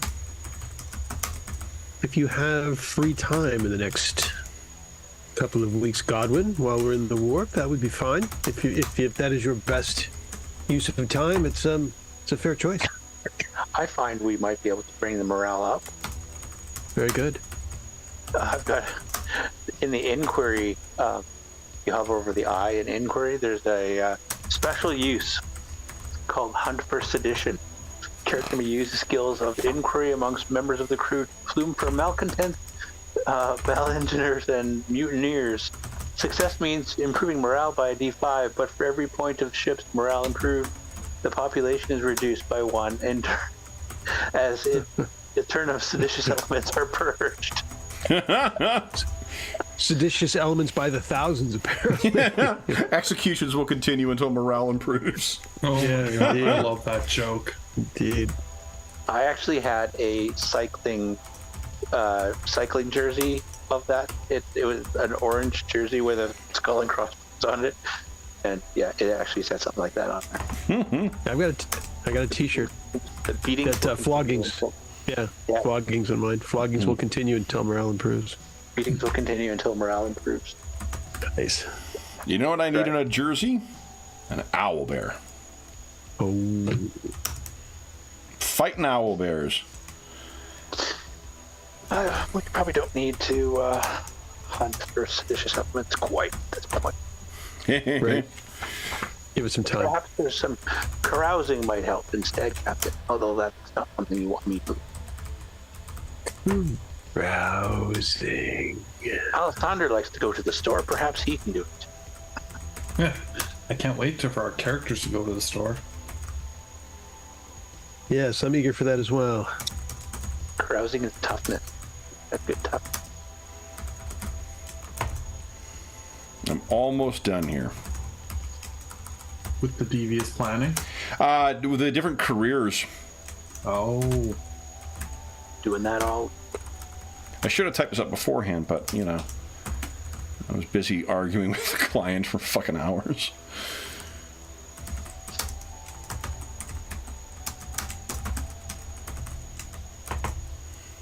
There we go.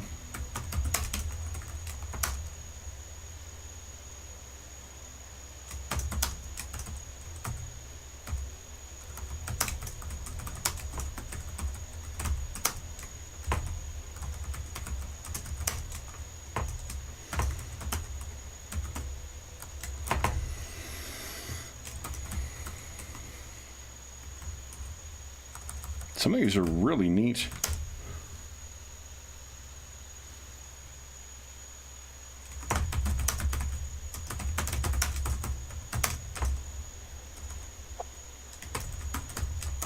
All right.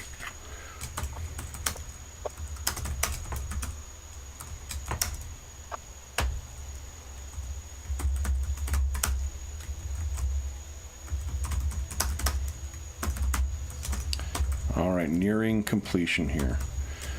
So you are going to root out sedition then, Master of Whispers? No, I think we'll wait on that. Don't want to make things worse.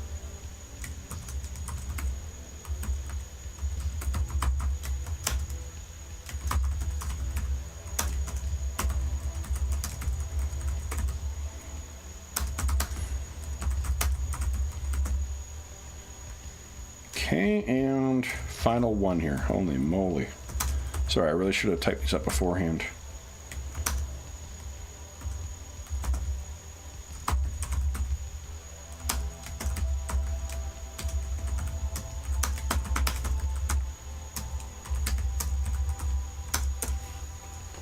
Boom. Wow. Yep. So those are the various roles with clear underlings and clear bonuses and so forth. We need not necessarily fill each of these right now, but I think it's worth talking about them just to get us, if we have some ideas for how to flesh out the crew. You guys can feel free to lay claim to certain ones and, you know, give an idea of like what, I don't know, like what, you know, what kind of homeworld the person might be from, what career they may have. Some are more restricted than others, and some will be clearly related to your different roles. For instance, I should say these are all in ranks as well. So, for instance, the purser, who has to be a seneschal, is a lower rank position on the crew than the Master of Whispers. Right, so it could be a seneschal that I'm training or that works for me. Yeah. Not even necessarily training, just someone who, when you have your staff meetings, they may attend as well. The Lord Captain is the only rank 1 position. Rank 2 are the Engineers and the First Officer and the High Factotum. Rank 3 are the Master of Arms, Master Helmsman, Master of Ordnance, Master of Etherics, the Chief Chirurgeon, the Master of Whispers, and the Choir Master... so the Choir Master Telepathica and the Navigator Primaris. Rank 4 is pretty much everybody else.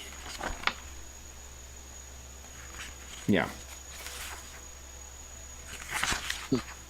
Yeah, everyone else is rank 4. So you are all either rank 1 or rank 3 positions, it sounds like. Octus O'Caster. Do you think he might be your Engineer Prime? This is effectively the person who... And he's an explorator? He is an explorator. Or explorator. Yeah. What page you on, Kev? I'm on page 225 of Into the Storm. Yeah. His benefit is plus 10 to emergency repairs extended action. And the people who are his subordinates are appointed Magos Enginarium, the Emissary of the Lethaic Archmagi, the Aggregate Council of Machine Shrine Tech Priests. So basically the head of the cult Mechanicus on the Void Ship.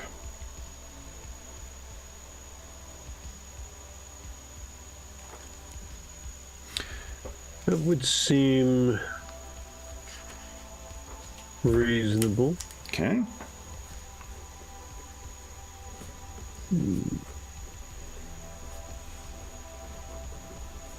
Octus O'Caster.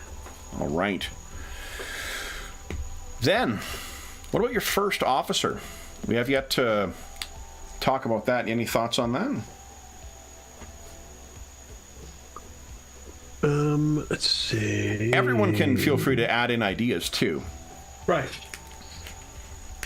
We're just fleshing out some NPCs here, and we need not go into great detail. Even stuff like saying, "Well, it's a younger memory of the Aquare family who is apprenticing to me." You know, that might be sufficient. A cousin or something. Your annoying cousin. I was just thinking that, yeah, maybe a member of the family, you know, Not an that nasally apprenticing. redhead, though. What's that, Dave? Not that nasally redhead that you had on the ship for a while. It's maybe.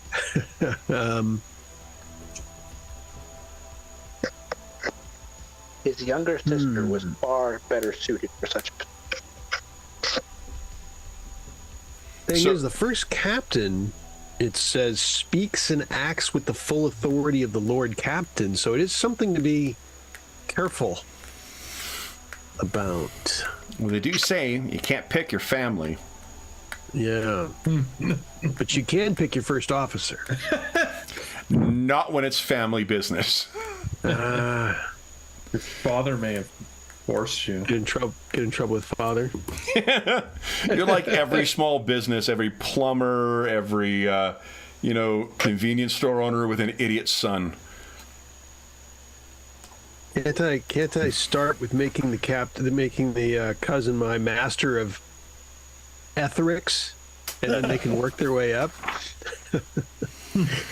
Responsible for the operation of the void ship's auspics. That is not something. Master of etherics is not open to a rogue trader. And I assume he will be following in your footsteps. Void Master, Arc Militant, or Explorator. Oh, right. Yeah. Is the vote then for idiot cousin? He need not be an idiot. Just right. And he might not actually be annoying. He's just annoying to Captain Quinelli, right? And it could be a she. Could very well be, yeah. I think we're gonna sprinkle some more of them into our group. Okay. So I believe your first officer, Captain, is an Aquare cousin who is a woman. What about High Factotum?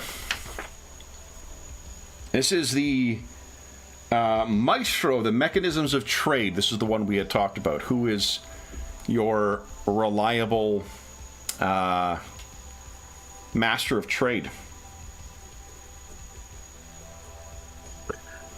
You think someone in the missionary or someone in the seneschal role? We talked about this when we made characters too. We thought that there would be a less of a missionary presence on account of Regis's penchant for Xenos tech and learnings and whatnot. Mm-hmm. But I leave it to you guys. What do you think? Yeah, I think we go more seneschal. Okay. Any thoughts among the crew for who the High Factotum, the skills that matter are barter, commerce, and evaluate. And this is the one that allows once per game to shift achievement points from one endeavor to another. Turning in this case, I think you guys are going to have a surfeit of achievement points, so you having them to be able to carry over to some new task might be right.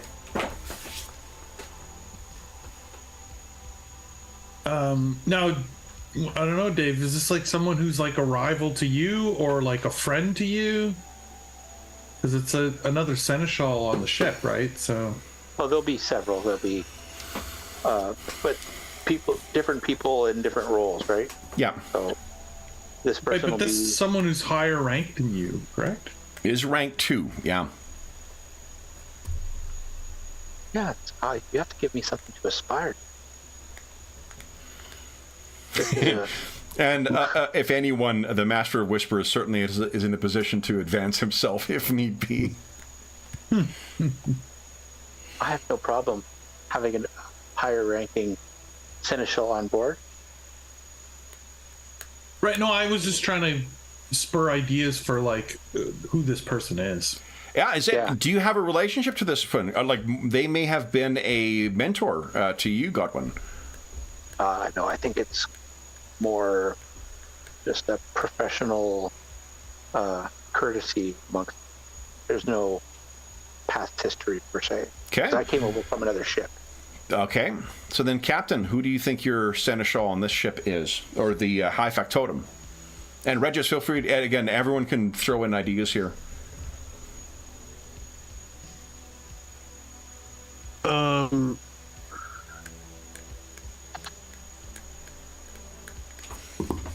In fact, you know what? I have an idea. Give me 2 seconds, guys.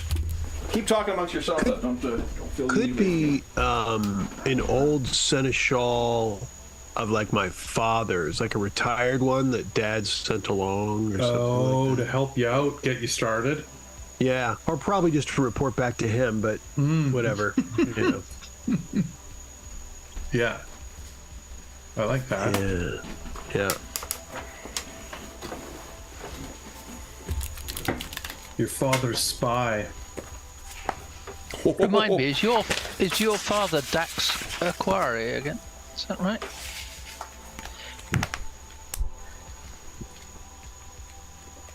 I don't think we've given him a name as of yet.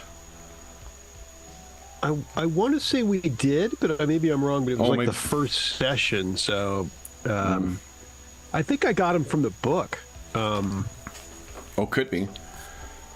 I'll need a minute, but I think I could probably come up with it. I think it was. Let's see. Ask. Yeah. Martel von Austin. Misremember. Yeah. There's a nearly retired, and nearly had him stay on. Okay. All right. Let's see here.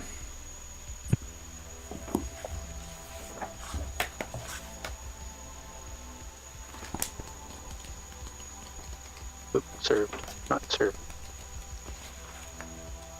You know, one interesting, it says that the rifts long ago swallowed the potent Lord Inquisitor and rogue trader Cobras Aquare. Maybe that's an uncle or something that I may hope to run into. You know, like probably not, but one of those hopeful. Maybe I come across him. Quite possibly. Let's maybe focus on what we've got on our crew. Yep. Just for now, because there's quite a few we got to get through, or I'd like to get through. All right, now,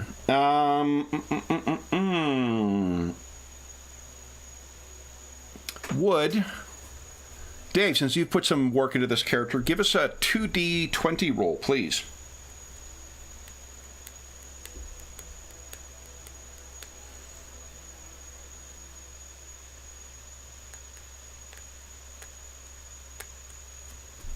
Dave, a 2d20 roll?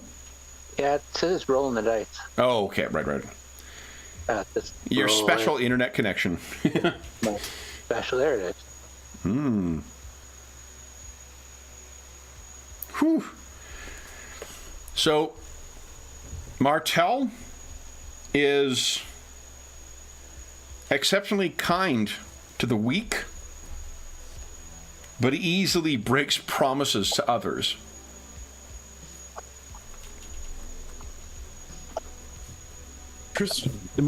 Martel is which one is Martel? Your high factotum. Do we have a place for this in like the ship sheet, or? You guys have character notes under Explorer's notes. Explorer's notes. Maybe we'll get. I think you guys can all edit that. Yeah, you guys can all edit that.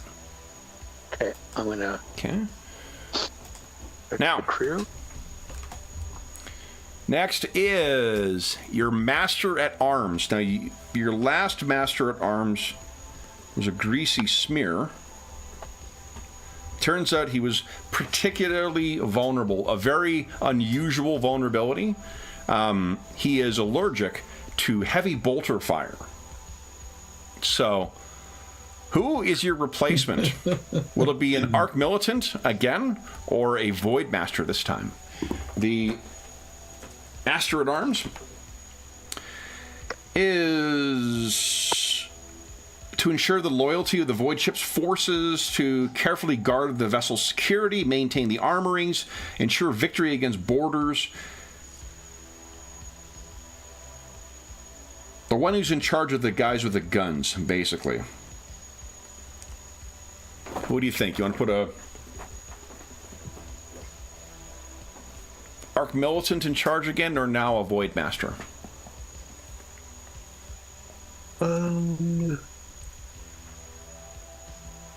Master at Arms. I mean, I think the Militant makes sense. Okay, be an Arc Militant.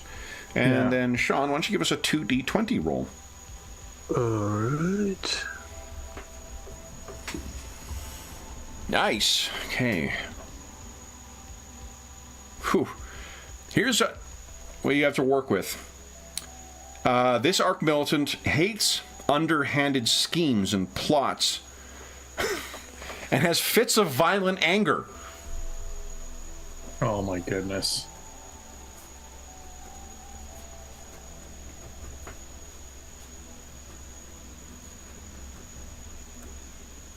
Any thoughts on this character?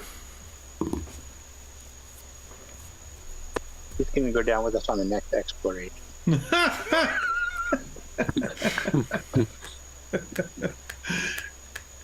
I know it's randomly selected and that it's all computer generated, but Godwin's pretty sure he has an idea that this might. That which? He's going to go down with us on the next shipboarding or Landing crew. Yeah. He's Arc Militant. He is an Arc Militant as a career. Hates schemers and plots and has fits of anger. What about the son of the last one? He has fits of anger because of his dad's demise, or Oh, quite possibly, yeah. Oh, it was a father and son, and now he takes his dad's role, but he is angry. Okay. It's fantastic. Next is the Master of Ordnance. Do we have a name for our Master at Arms? I don't have one down as of yet. Sounds like a Frederick. Like which? Frederick? Frederick? Frederick? Frederick, okay. Anyone know last name? It is the 40th millennium, so the last names are not necessarily mandatory. You can give them last names, but you need not. Okay. But your call. What do you guys think? Frederick Steele it is. Frederick Steele, okay. I would take a look at the, I'm not sure if you're looking at any list too, but take a look at the 40K themed names as well, because there are particular vibes that are in the 40K universe. Okay. I'll pull that up. Gothic style names are very big. In the Rogue Trader book, there's actually some suggestions. I think the captain made the mistake of calling him Junior when he was promoting him. All right, so next, the Master of Ordnance. Master of Ordnance is in charge of the crews and systems behind the guns and the gun decks. Again, usually associated with Arc Militant, but can be from the Voidmaster career as well. James, would you give us 2d20 roll, please? Or a 2d20 roll.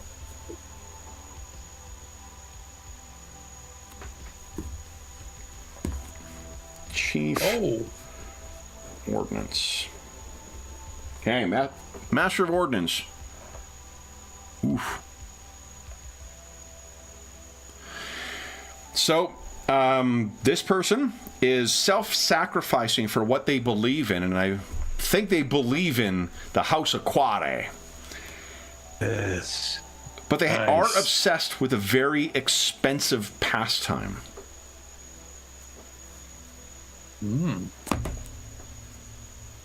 That's interesting.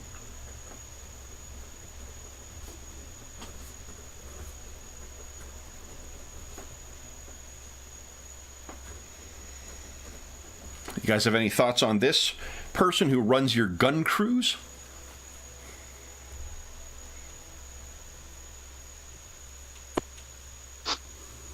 Expensive, like fancy whiskey bottles, or expensive, like trades in like Interstellar something or other. RPG books.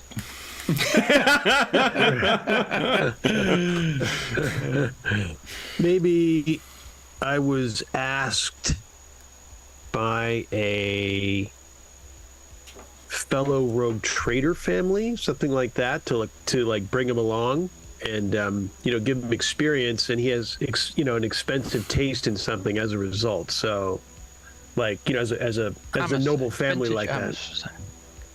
Oh, like he's like a scion of the. Maybe he's a bastard from one of them. Yeah. To explain why he wouldn't be a traitor. It can't be.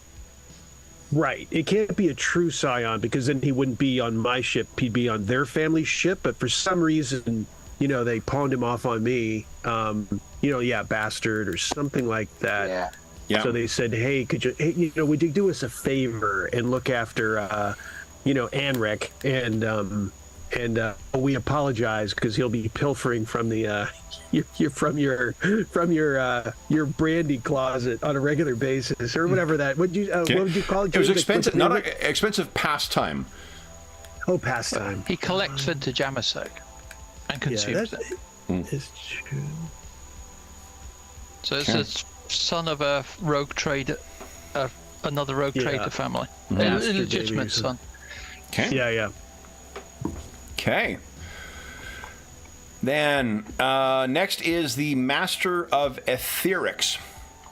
Master of Etherics is typically a Void Master or an Explorator. And they are in charge of the Void's Auspex and Vox systems. I think we actually have a name for this person, too. Because I thought I saw that when I was looking at the Explorer's notes. His name is Koadh. Koadh.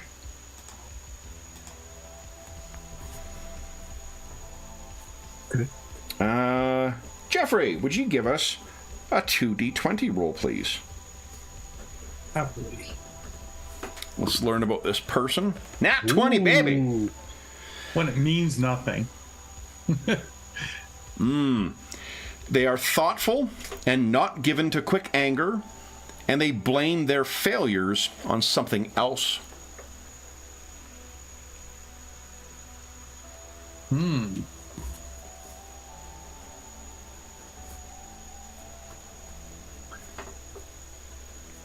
So that's probably someone who is really fucking irritating to work with, actually.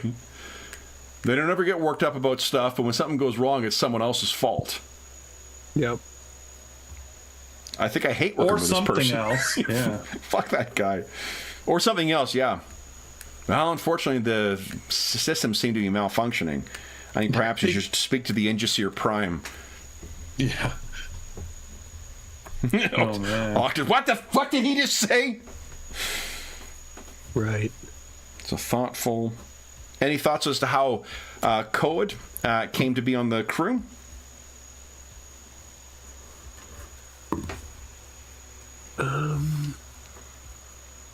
And Dave, do you have a name for us for the Chief of Ordnance? No, I'm barely able to keep up with all the things I'm figuring out. See, in our crew, Dave is the transcriber, so stenographer. Yes. In this particular adventure, I will be the transcriber. I let John do it in some other game. Yeah, true. Any other thoughts on Koadh? I think Koadh was a rescue. Picked him up somewhere. Like a rescue dog? No, but like picked him up on a derelict ship or... Okay. All right. And he's next... the... Koadh is that, crewman who like rose through the ranks quickly and everyone aspires to be like him, which is great.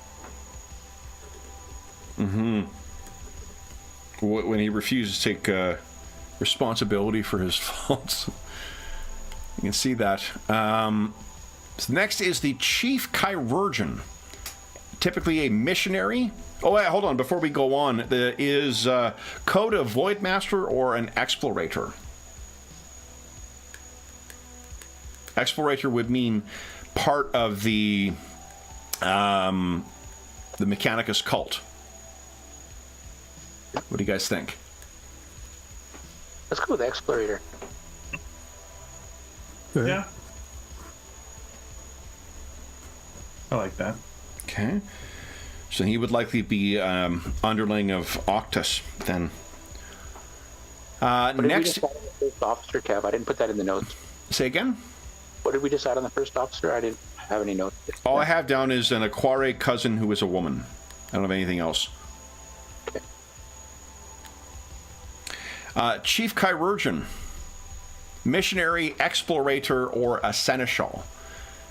So someone who heals with which is faith healer, a member of the Mechanicus cult who can stitch back bodies, or a seneschal, which would be someone from neither religious background, but with medical training. What do you guys think? Might be a place that the one missionary we do have on the ship, or the one, one of the very few. Sure. Okay. And Jeffrey, give us or Dave, you haven't rolled yet. Sorry, you've been typing it. Give us a 2D. Oh, you did roll first, but give us a 2D20 roll, please.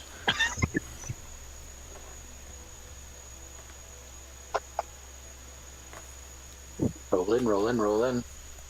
I forgot the suspense roll. Let's see what comes out. Come on, big money. It's lost in the warp. Oh, I see 24. Yeah, it came to me too. Did 24. it? So, still hasn't reached here. We're in the same Hasn't got city. there. That's why. Oh, fuck, hold on. Ignore me. I'm a dummy. I had it scrolled up. What an idiot. Jeez. Amazing. All right. So this missionary... so the missionary is incorrupt about their given responsibilities.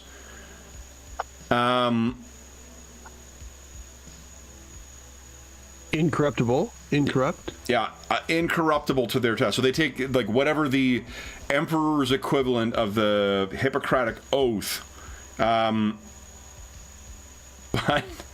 they leave a trail of mistreated lovers.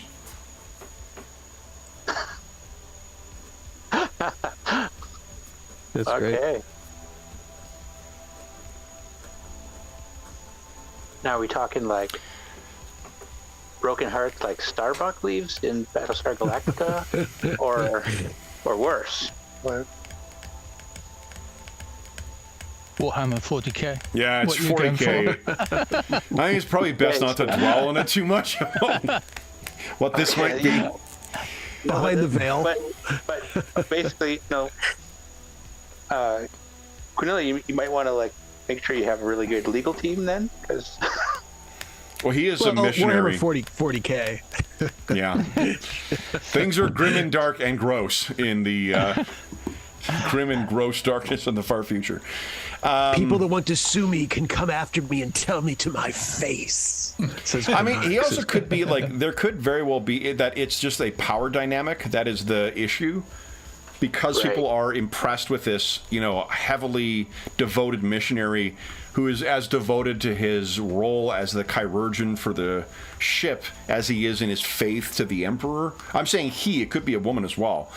That just is that doesn't leave a lot of room for any kind of relationship, and certainly would with the devotion between the devotion to the emperor and devotion to the task. There's a saying from Talented Mr. Ripley where they talk about how whatever his name is, Freddy, the Jude Law character, when his attention is on you, it's like having the sun on you. But when it's not, it's like you're in the shade. And I imagine it would be something akin to that, where that would be the thing that would be left behind. Is this a man or a woman, by the way? they go by they, them as their pronouns. So, Okay.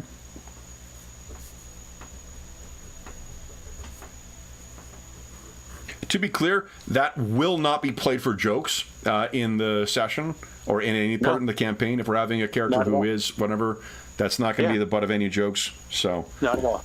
okay. That was very I serious. didn't expect that. I thought I'd make it clear. Okay. Then, anything else we know about this Chief Chirurgeon?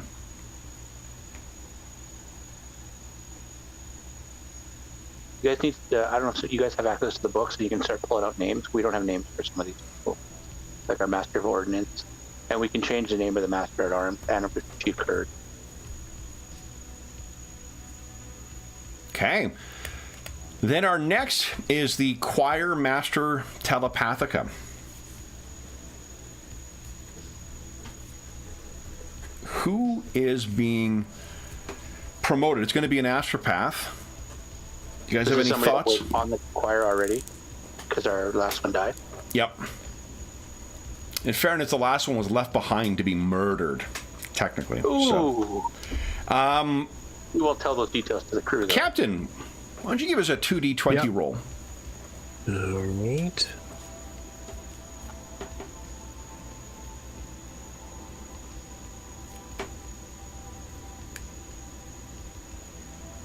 Okay. Oh, did you roll? Yeah, 12. Sorry, up so quick.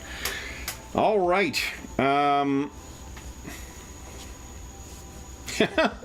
Okay, so this person has an excellent sense of humor, but has an irrational hatred for a class or a type.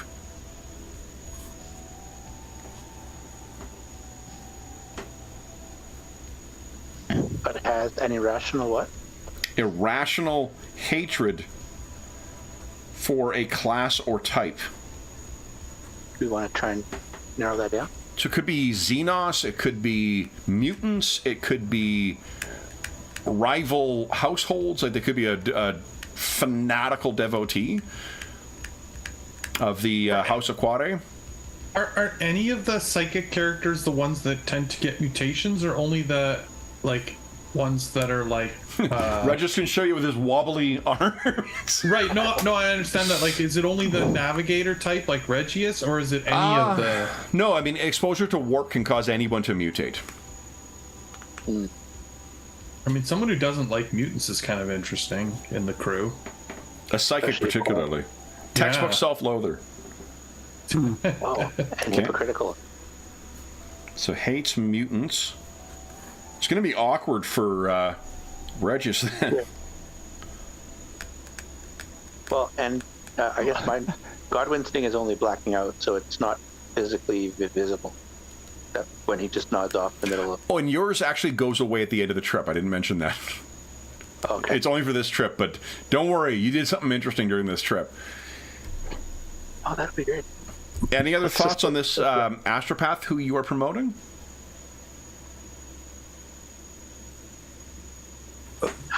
An irrational hatred for mutants. This is great. Okay. And so it's an astropath? That's their... Yeah, they have to be. The choir master has to be an astropath. And I'll just have to shoot him, and then Lady Ash has got a job. There we go. I love how very quickly Regis is going to align himself with Lady Ash. That's character development. All right, Yeah, so exactly. next is Let's realign. the ship's confessor.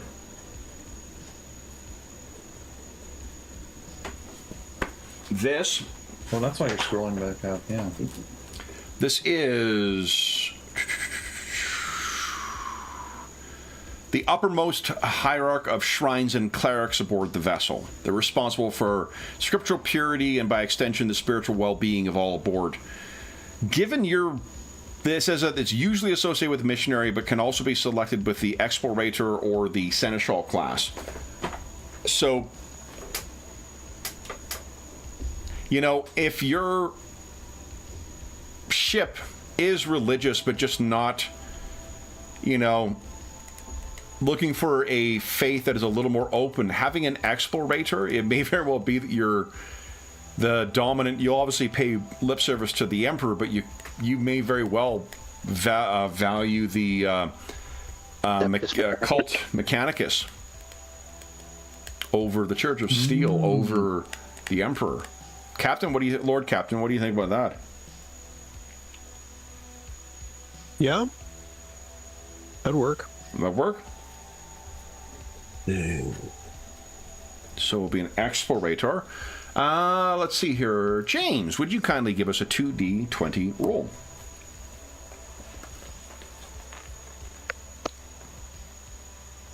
No. Oh, I did. Got to scroll down. Hold up. Ooh, another nat 20. Wow. So this person never backs down from a promise, but they are thoughtless with those closest to them.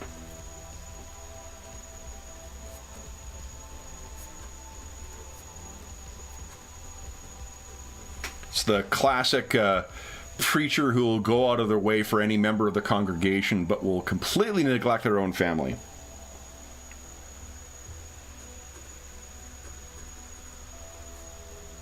And that's the confessor? Or no, that's the... That is the ship's confessor. Do it.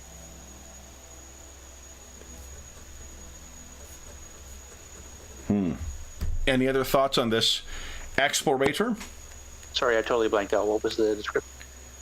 Oh, never backs down from a promise, but is thoughtless with those closest to them. He is an explorer. They are an explorator.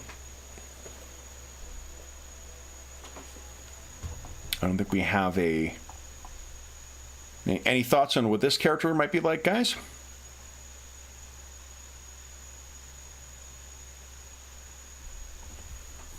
We're more than halfway done now, too. Like all work and no play. Very rigid in his thoughts. Okay. Very literal. That's what I'm going to say. Okay. All right. Next is the Drives Master, who has to be an explorator. Jeffrey. Do explorators have any psychic powers or no? Don't. Okay. Explorators are the tech priests. Oh, right. They're like, right. Okay. Yeah, like Octus or Castor. Right. So, the Drive Master. The Void Ship's Enginarium is a sprawling complex filling many decks. Within this sepulchral facility, countless ranks of Engiseers work the rites to appease machine spirits in the vessel's roaring heart. Yes, this will be the one that keeps the engines going. Give us 2d20 roll, please. Yeah. I feel like this is someone that I don't like. Oh, yeah. Take that, loser. Okay. Ooh.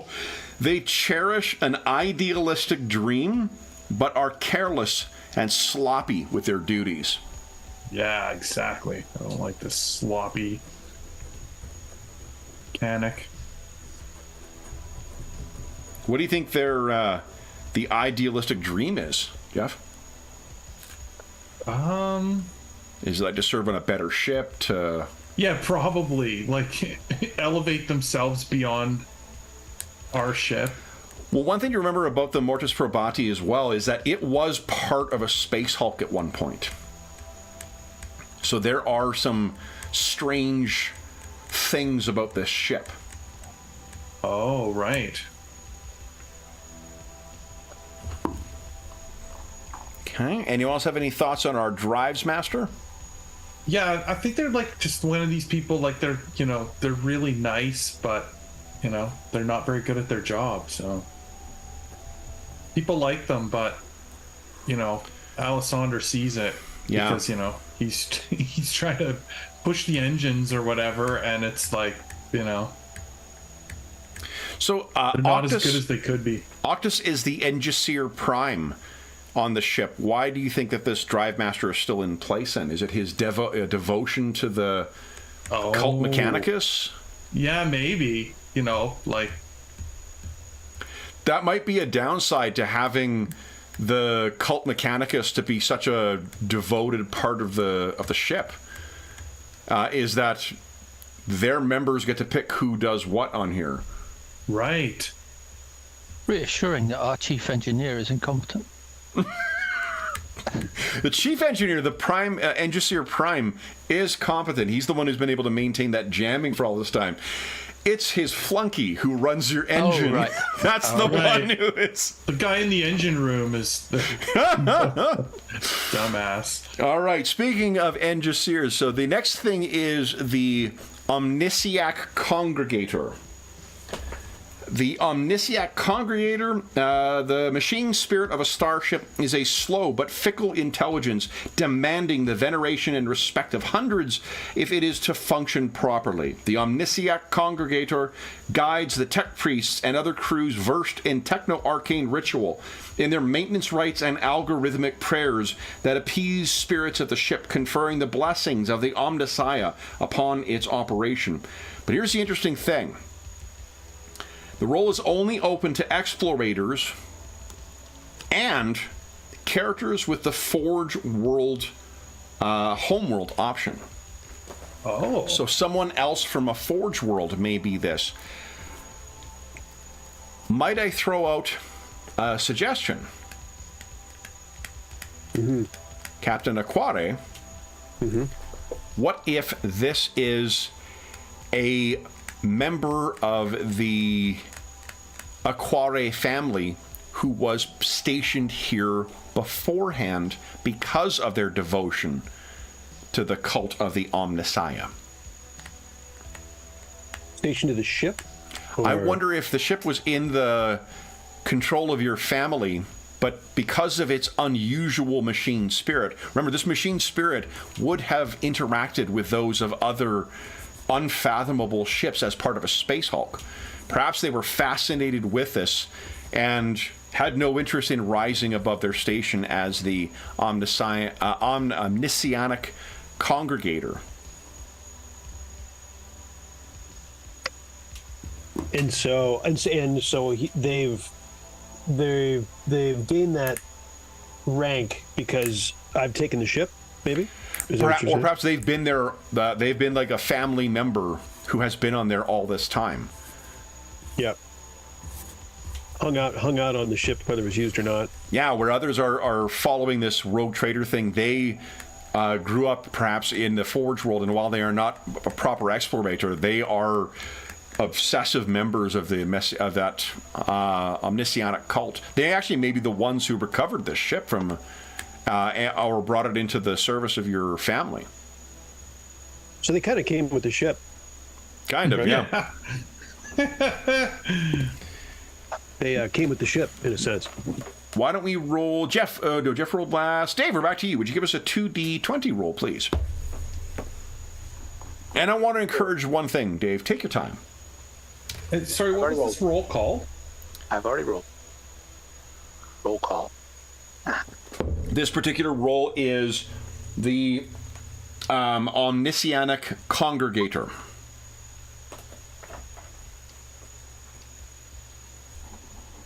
So they have a Forge World origin. Yeah. And they're an Aquare family member who has been on the ship going back to when it was with the Space Hulk. Yeah. And we're going to learn about them right now. Yeah.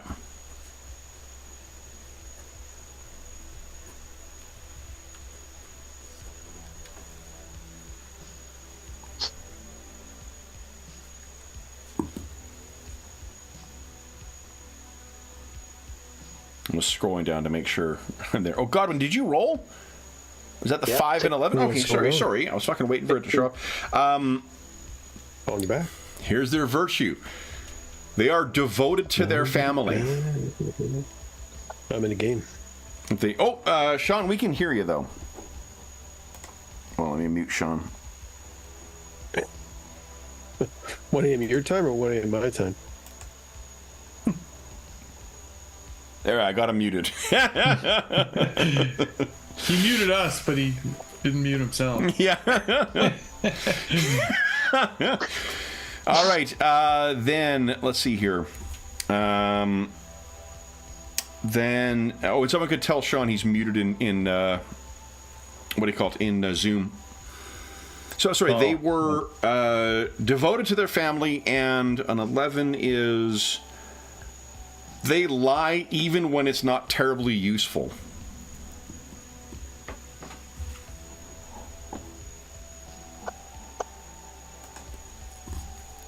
So they love their family And lie Oh. even when it's not useful.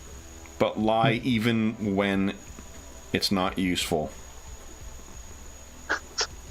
A Quinelli that loves their family, or a Faria Aquaria is that loves like- their family. Yeah. And like that Never doesn't seen that necessarily before. mean they do it consciously too.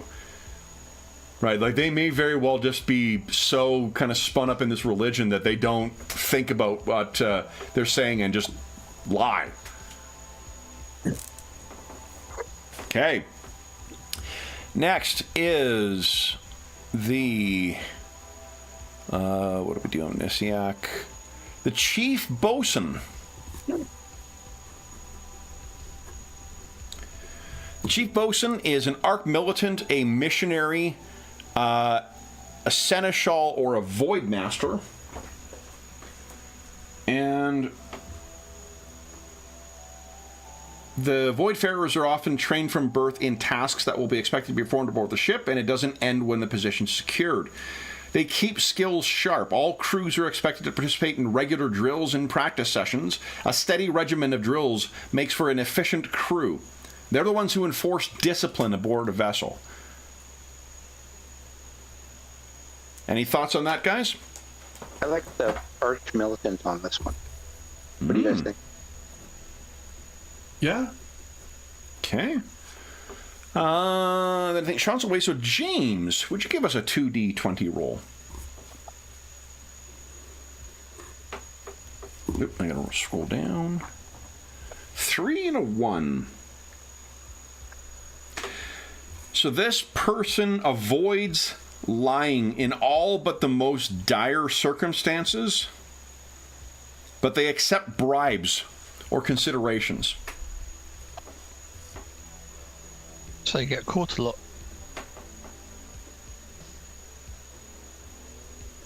They accept bribes. Accept bribes for. Who knows? Oh, wait, right. There's no No other direction. We know they accept bribes. So, I mean, it could be in relation to their task, but you So know, all we have to do is saying, "Do you take bribes?" And they go, "Yeah." yeah, totally. Then we throw them out into space and we're done. Good.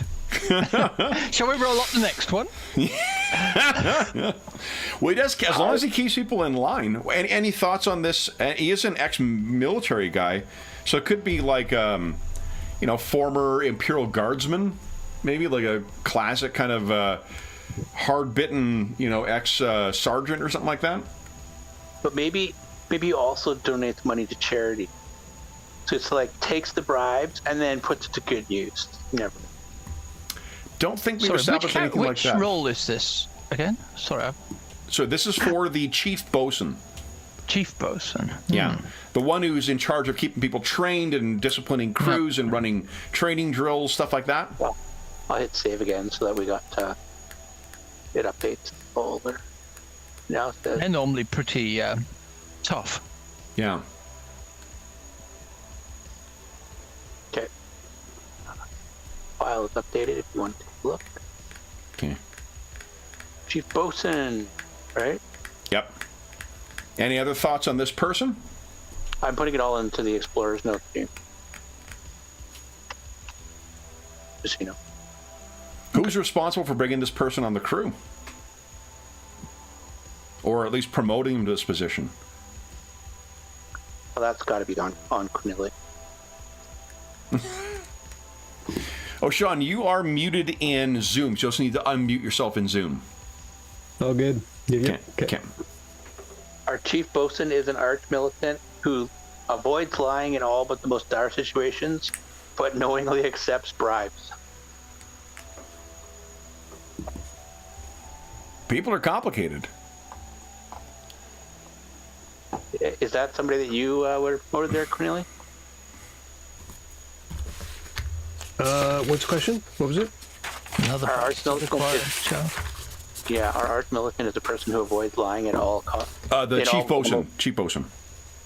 Chief bosun is an arch militant who avoids lying in all but the most dire situations, but they knowingly accept bribes.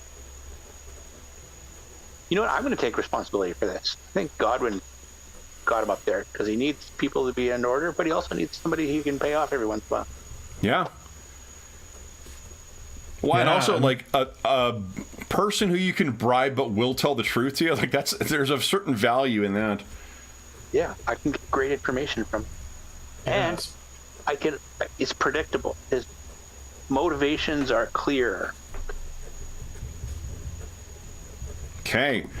Next is the Infernal Master. No shipboard danger is more devastating or frightening than fire, burning uncontrolled through the void ship's corridors and decks. So this person is responsible for organizing bucket chains, directing evacuations, and commanding damage control crews. That is a fantastic name. So it's not Infernal, it's Infernus, the Infernus Master. Sean, since you missed the last one, why don't you give us a 2d20 roll? 20 and a 1. Oh my. They are patient when taxed or annoyed, but they are addicted to a drug or indulgence. Sorry, they're patient. So they're patient when taxed or annoyed. So they're patient they're good under pressure, but they're addicted to something.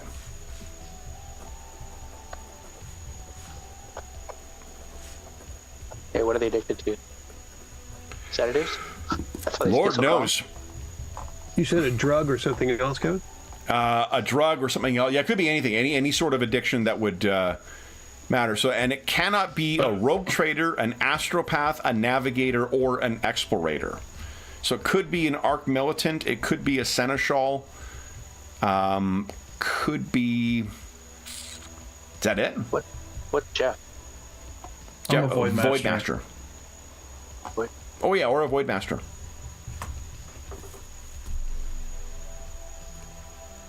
Okay, they're a Void Master.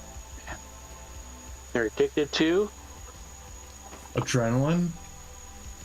I think this is something a little more literal. Well, I know, but I'm just thinking that's a dangerous thing for someone who's in charge of keeping danger out of the ship if they like it when there's... But he's also patient when taxed. Yeah, that's true. He's I good at his mean, job. those aren't irreconcilable. what if it's sedatives? It's like that's how he stays so patient and calm. He's on sedatives all the time, and it's like just can't get off of them. Could. If he's the Infernus Master, he could also be suffering from some kind of chronic pain thing. Or he's like suffered horrific burns on some previous thing. Yeah, like morphine or something. Oh, man, yeah, painkillers. Yeah, Okay. I like it. Okay. And I think he's a Void Master. Yeah. Okay. Next is the Twist Catcher. Those who dwell within the enclosed environment of a void ship's hull risk constant exposure to radiation from the vessel's mighty engines and the void itself. So the duty of the Twist Catcher to keep his ship's mutant population in check, and in times of dire need, press these malformed wastrels into service for the good of the human crew. Most often left to arc militants or missionaries, but anyone other than the rogue trader can fill this role. Yeesh. Captain, who do you think or Lord Captain, who do you think the Twist Catcher might be among your crew? Who's seeking out the mutants? Secretly working with our choir master, AIDS mutant. And with the Master of Whispers, who likely would want to keep all this track of all the secrets among the crew, right? Jeff, why don't you give us a 2d20 roll? Let's give some captain get some some character. personality to work with here. Yeah, Okay. 28. 9.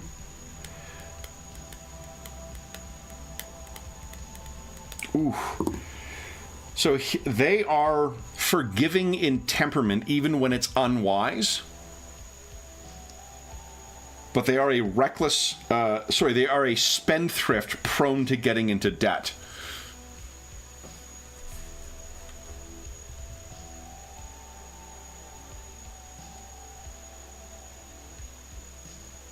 also something I can leverage.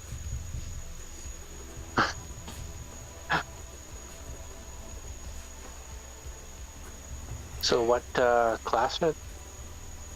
Yeah, what do you think, Captain? This is the Twist Catcher. One who seeks out mutants, has a forgiving temperament even when it's unwise, but a spendthrift. Could this be a missionary type position? Do you allow that on your ship? I mean, I don't think Quinelli minds missionaries as long as they don't get in the way of the family pursuits. Okay. Okay. Yeah, I mean, it could be an ex-mission. What about someone that would be, let's see, someone that would have a soft spot, forgiving in temperament, even when it's unwise, kind of suggests maybe a soft spot for mutants that keeps to himself. I mean, for the most part. Yeah. Which is, ironic that he's the one seeking them out. I mean, I guess it goes hand in hand because he's seen so many. I guess, some perhaps, like most cops would get hard-nosed towards the hard stuff, but maybe this is the exception. This cop became a social worker instead. Yeah. Like, that kind of a notion. One, he still could be thinking, if part of his duty is to press them into service when need be, there may be some justification for it as well. That's an true. inquisitor. That he needs to get these people, in order to get them to work, they need to be trustworthy. Yeah. Yeah. What class are we talking? Missionary, sounds like. Missionary, yeah. Okay. Then our next is the Master of the Vox. In the course of daily operations, an endless stream of Vox traffic passes through the Void Ship's command deck. These lines of communication are vital to the operation of the vessel and a rogue trader's fleet, and it's the responsibility of the Master of the Vox to keep all channels of communications clear and all Vox casters functioning at peak efficiency. So it's the Uhura of the Mortis Probati. This is open to anyone other than astropaths, seneschals, and void masters. No, sorry, open to people from those careers. So it's either an astropath, a seneschal, or a void master. Let's see here. Jeff rolled last. James, would you mind giving us a 2d20 roll? We'll check personality, and then we'll add in from there. All right.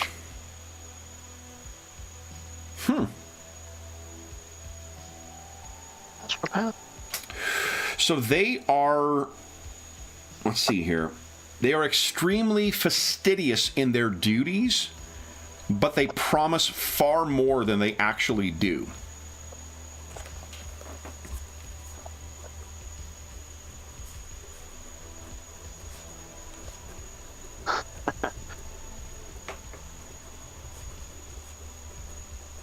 They overpromise, underdeliver. Right. Does that give any insight into what career this person may come from? Astropath, seneschal, or void master? Maybe they're astropath.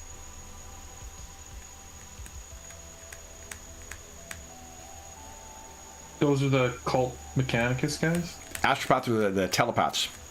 Oh, they're the same one as Regius. Yeah. Yeah. Oh, yeah. Managing they're all the same. managing all the comms. I'm not an astro. No, you said a navigator. Oh, you're a navigator. Yeah. These are the telepath. The other ones. What do you guys think? Astropath then? Yeah. Okay. Okay. Okay. Any other thoughts on this person? They have a big personality. Why would you guys have a psychic in that role, do you think? It's too much for a non-psychic to manage all that, unless they're a void master. We tried a seneschal once and they failed. Well, it could be the odd, like we talked about this. The ship has an odd history, so there could be some unusual things that a simple, explorator or something like that may have difficulty maintaining. Right, there's some weirdness to the Vox systems around here. Yeah, maybe something to do with the machine spirit, and perhaps an astropath just functions better in that role. Mm-hmm. Yeah. Okay. Next, down to the last three. Purser. This is the financial officer. Basically, they're the payroll. They ration payment and rewards to the crew living on the ship. And they're the ones who move the money around. They're the actual money men and women. Financial officers must be prepared to balance enough books to fill a librarium many times over. This is the ship's accountant. It's only available to seneschals. So, let's see here. Dave, back to you again. Would you give us a 2d20 roll, please? I did in advance. Oh, And perfect. 16. Awesome. So, let's see here. So...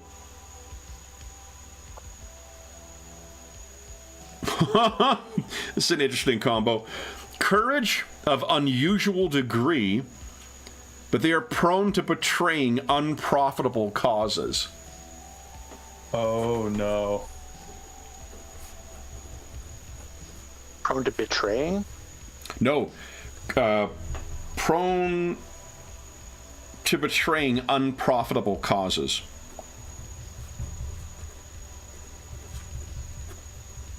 If we can't pay the crew, we're not going to do it. Well, I think more, like, that doesn't necessarily mean that they're untrustworthy.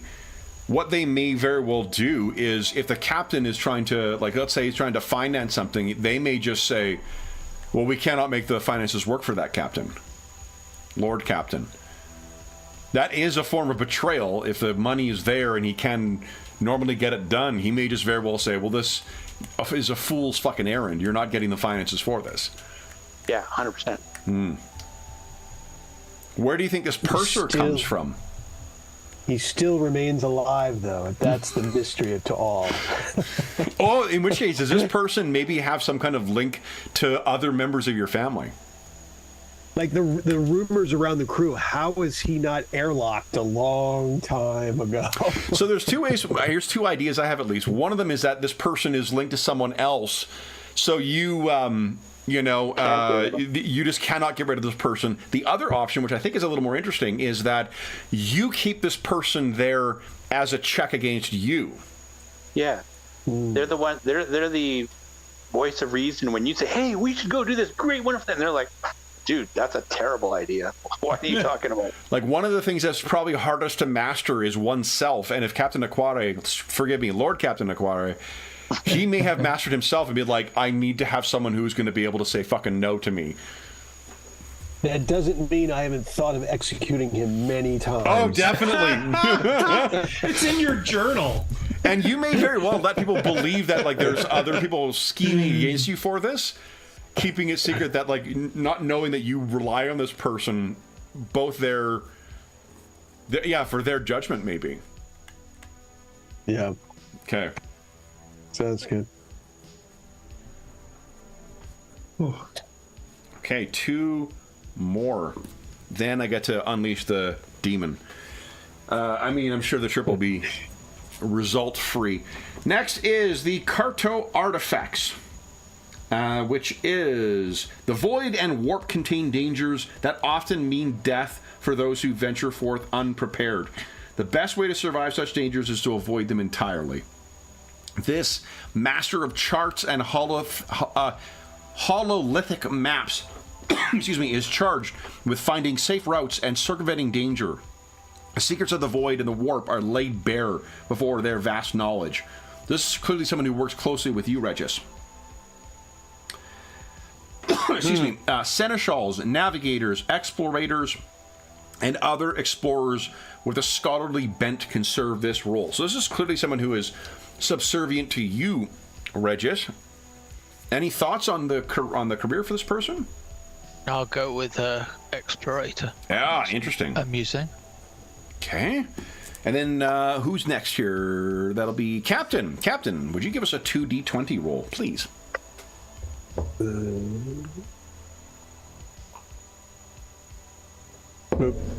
Oh, that first one. All right. Oh, All right. I love it. So this person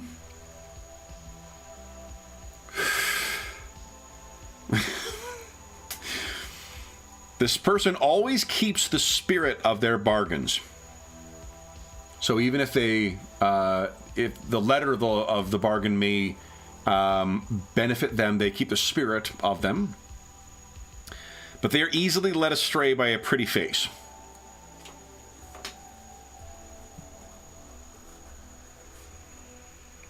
Keep the spirit of their bargain, but easily led astray by pretty face. I think we'd have to interpret the pretty face in the context of I would agree. Explorator. It could be, well, like the sort of the ubiquitous like nosy, quality we see in other RPGs, where like if there is some kind of like information about other maps or the things that are in his wheelhouse, maybe that's the thing that he particularly falls into.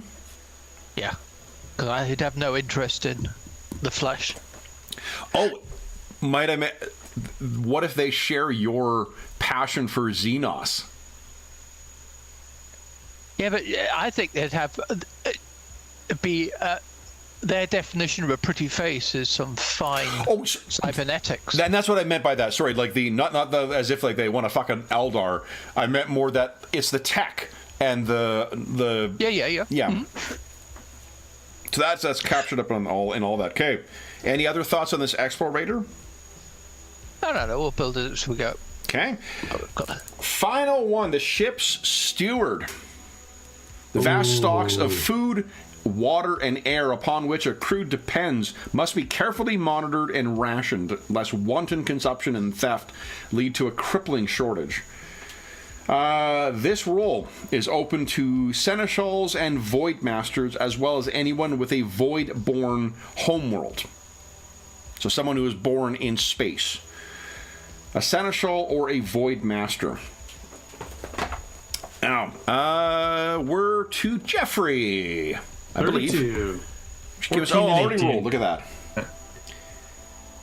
that. So this person is a good and trustworthy leader to minions. So those who, I guess, keep the like hydroponics going and all that kind of stuff.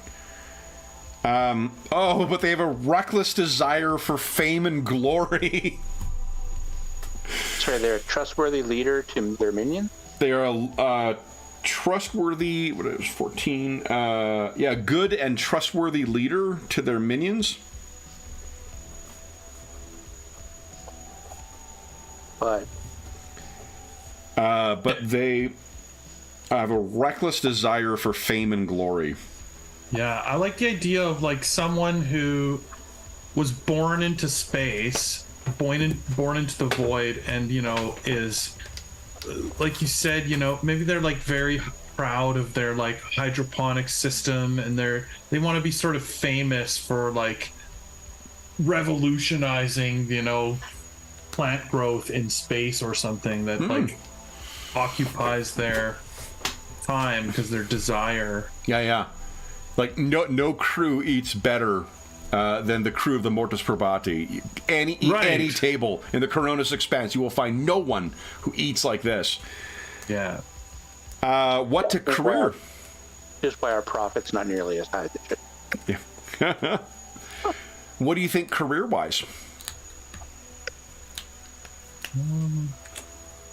It can be anyone. They said seneschals and void masters are most common, but anyone. Let's say it's another void master. Another void master. That one very often. Okay. All right. So we have our entire crew roughed out here, guys. So what we'll do is, I'll actually, Dave, if you wouldn't mind, it sounds like you've been keeping track of everything. If you put that into Discord in the channel for this, I'll let you guys feel free to add in, ideas or whatnot for the different characters as we go. The one I do want to ask you about, however, is the Chief Chirurgeon.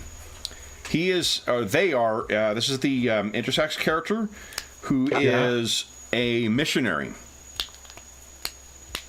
It's actually the kind of like Rebus type character representing the Emperor is actually kind of fitting in a religious kind of context. Mm-hmm. Do you have a name for the Chief Chirurgeon?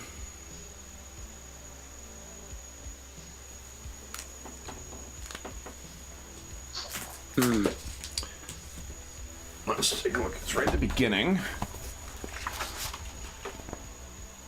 We don't have names for a lot of them.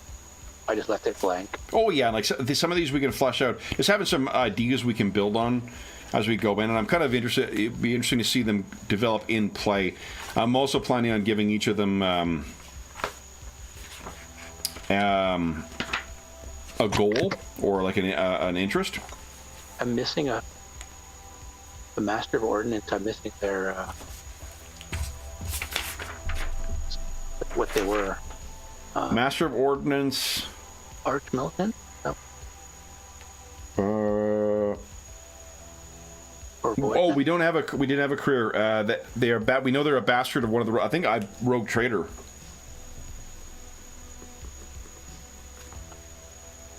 This is the bastard of one of the. Oh no, it's a bastard of one of the Rogue Traders. What do you guys think for a career? Arch Militant for the Chief Ordnance. Yeah. Okay. And Jeffrey, would you give us a D100 roll, please? Oh. 91. How does Xanatov sound? Chirurgeon Xanatov. Yeah, I like it. Okay.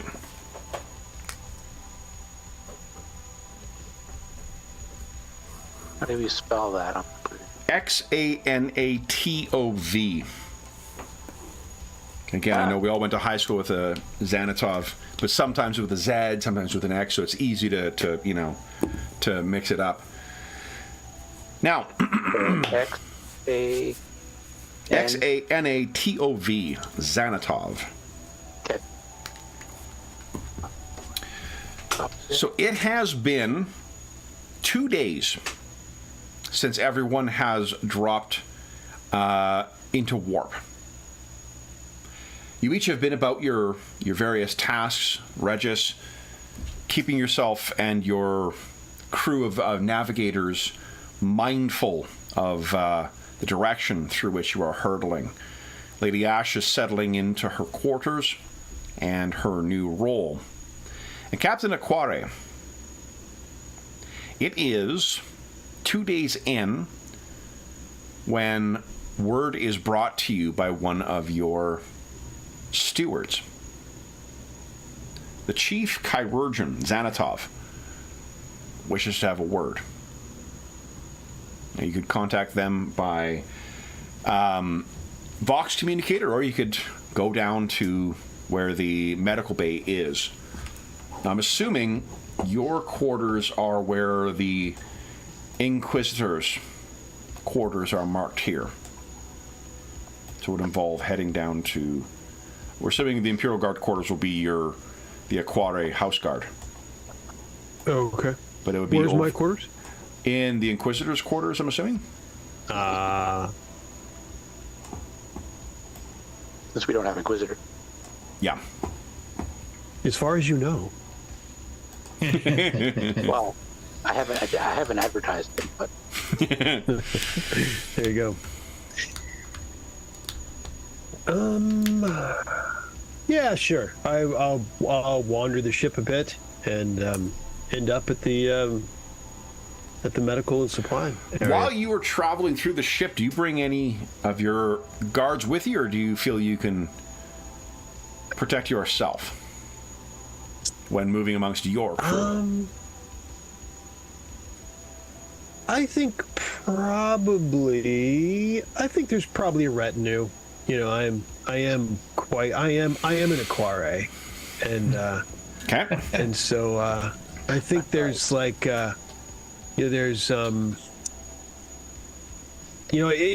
it's unavoidable. I think there's like someone with snacks. I think there's someone, there's a couple of guards. You got a bag man? Yeah. You've got a Gary. That's great. Here you are, Captain. Here's these cookies that you like, and here is the lotion that you really I prefer. actually imagine it on like a little push cart. A little bottle of whiskey It, of course, has skulls all over it because it's the grim, dark future, but... yeah. All right, so Captain, the guards take up position outside of the chief, what's the word I'm looking for? Infirmary.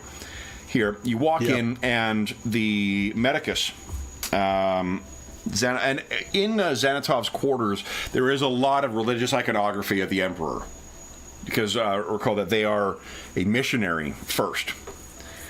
And when you arrive, they are accompanied by some of their orderlies as well, too, and some, servitors. So there are going to be some of those zombie, medical servitors with them as well. Hovering skulls kind of coming along as well. A blood-soaked smock. And what they say as they walk up, Lord Captain, you came even faster than expected. Thank you. They remove their of course gloves and such. What is the name? Did we have a name? Xanatov. Chirurgeon Xanatov. How could I forget? But I have a feeling the captain forgets. He goes, aha! What's your name again? I forgot. Probably. He probably, I mean, I don't know if there's any kind of, names on a ship like this, like outside the door or something. You probably looked around a little. You looked around to see if it was listed somewhere. Like a metal sign going in. Yeah. Right, kind of carelessly, and then whatever, and says, of course, Churgeon, what can I do for you? Captain, I felt that this would be a point best made in person. And they lead you through the, what do you call it? Through the, where they are into the, past the sort of like the medic bays or medicae bays. And, there you go.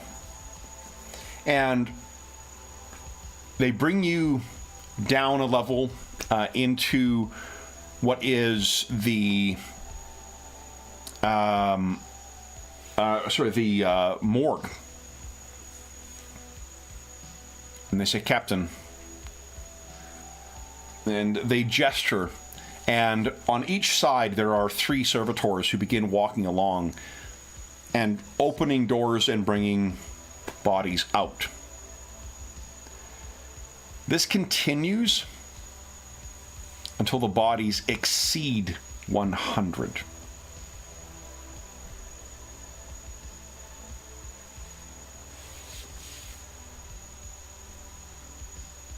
Three different habitat regions, Captain.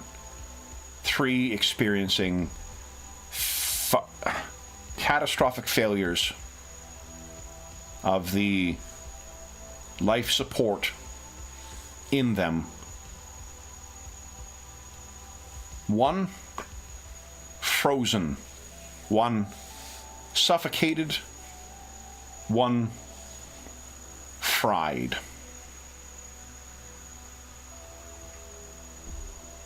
3 These are the groups. dead from the asteroids. Would you keep your eye on that blue bar on the Mortis Probati?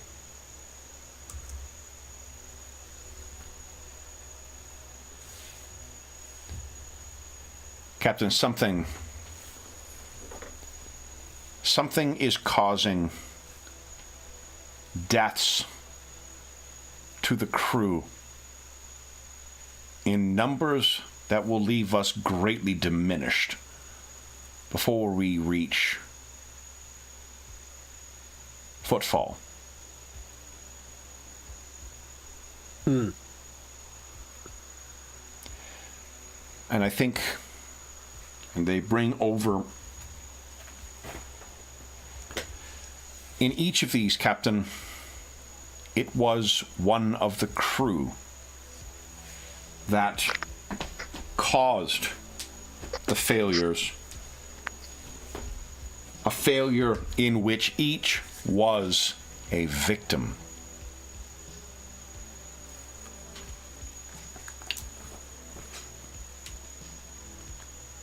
If this occurred once, I would think localized madness from the warp. 3 in different ways.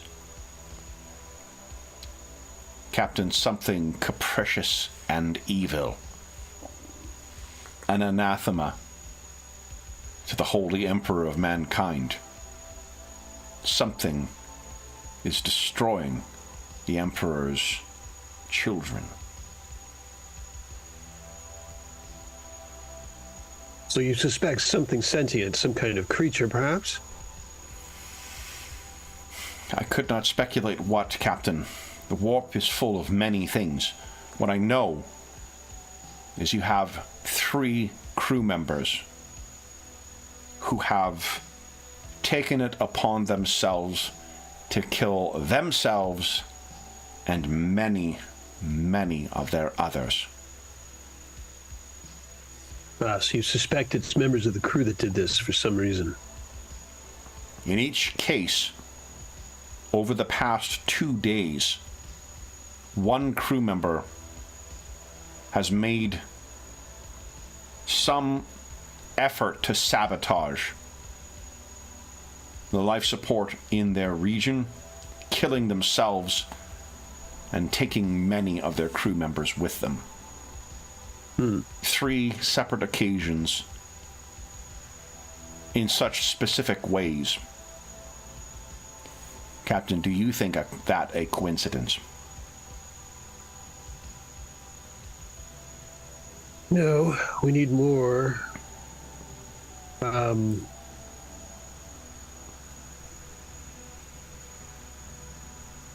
Where were they located on the ship? Were they close? They were all located on the hab floors in 3 different locations. Different floors, different regions. There is no common exposure. I have spoken to Engisir Prime Octus, and he assures me that there was no common ventilation or other common resource that would have affected each. Something drove 3 men mad, and it led to the death of thousands. Have any of these men been here to see you prior to the event? No. This transition has seen some. I understand the need for a quick transition to the warp. But these 3 were not among those troubled.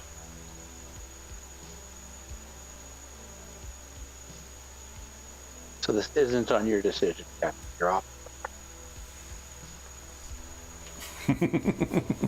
Well, to be clear, are we still in the warp? Still in the yeah. warp for another 10 days. Yeah, okay. That's what I thought. 2% of the crew lost over 2 days. That's pretty quick, though.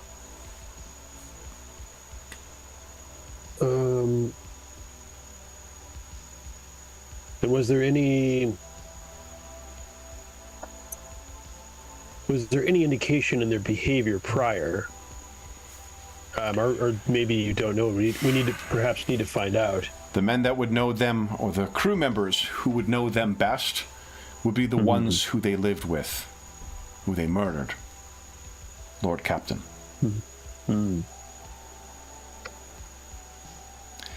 And of the men that were killed, does the purpose of these men on board have any connection? Do we know of? That is beyond my expertise, Lord Captain. I trust that you have those at your disposal who may be more equipped to answer such things. Your Master of Whispers, perhaps. Well, give me the paperwork with their names and locations. Already sent to you, Captain. Very good. And keep me apprised. She gestures, or they gesture to one of the hovering skull kind of servitors. If there is anything further, this servitor captain has all the particulars I was able to locate. Very good. Keep me apprised, Churgeon. And I give him a nod. Them. They, I'm at your disposal, Lord Captain. And I whirl and head out. Okay. So heading out into the corridor, Lord Captain Aquare, with a troubled mind. I think that's where we leave the crew of the Mortis Probati, hurtling through the warp. Something preying on the crew. But, guys, that does mean that you get XP for the session, as usual. I can't remember, what is that? What is the amount we give? 500? 500. 500? Sounds good. All right, then, for those listening at home, thank you so much for joining us for session 16 of our ongoing Warhammer 40K Rogue Trader campaign. As is always the case, if you have any comments, questions, or concerns regarding the session, the campaign, or the game we're playing, please do not hesitate to leave a comment in the comment section of the video, and I'll endeavor to reply in a timely fashion. There's also a link down below. Yeah, sounds good, Captain. If anyone wishes to blow their fate points right now, go ahead and roll your D5s. Seems like there is some danger afoot on the crew, or on the ship. Yeah. In addition, there is a link down below to our friends at Noble Knight Games. Now, I still have yet to get an updated discount code, but Noble Knight Games is the preeminent union. Actually, before that, there's also a link in the description of the video to the Dungeon Musings Discord server. We have channels there dedicated to this, to 40K games or Warhammer games in general, as well as most games we run on the channel, as well as a ton of other great channels. There's great people over there. You are more than welcome to join the community. There's also a link down below to our friends at Noble Knight Games. Noble Knight Games is the preeminent unionized retailer of hard-to-find and out-of-print RPGs in North America. Not only do they have an unmatched selection of, or a terrific selection of new role-playing games, board games, and card games, they have an unmatched selection of hard-to-find and out-of-print RPGs in North America. If they do not have something in stock, you can often put it on a want list, and then they will send you an email when it comes in. But they have been, I think I filled some of my Rogue Trader collection from them, actually, as well. There is normally a discount code we can offer, but I don't have that updated yet because I haven't had time to follow up. But if you go to one of the more recent videos or one of the ones in the future, we will have a new discount code listed. If you enter that at checkout, you will save yourself 10% on your purchase of anything you get through there. $10 or more. There's also a link down below to the Heroes Save Villages campaign. That's the charity fundraising campaign we run on the channel. It benefits the SOS Children's Villages International Charity, a really amazing organization active in over 130 countries, benefiting over 80,000 orphaned and abandoned children, including ongoing relief efforts in Morocco and Ukraine at the time of recording. All donations through that link go directly to SOS Children's Villages International. None of it goes to the channel or any other middleman, just goes to help out the kids who benefit from their services. As a small way of saying thank you. We have tomorrow the 5th part of our year-long Year of Ill Omens charity campaign.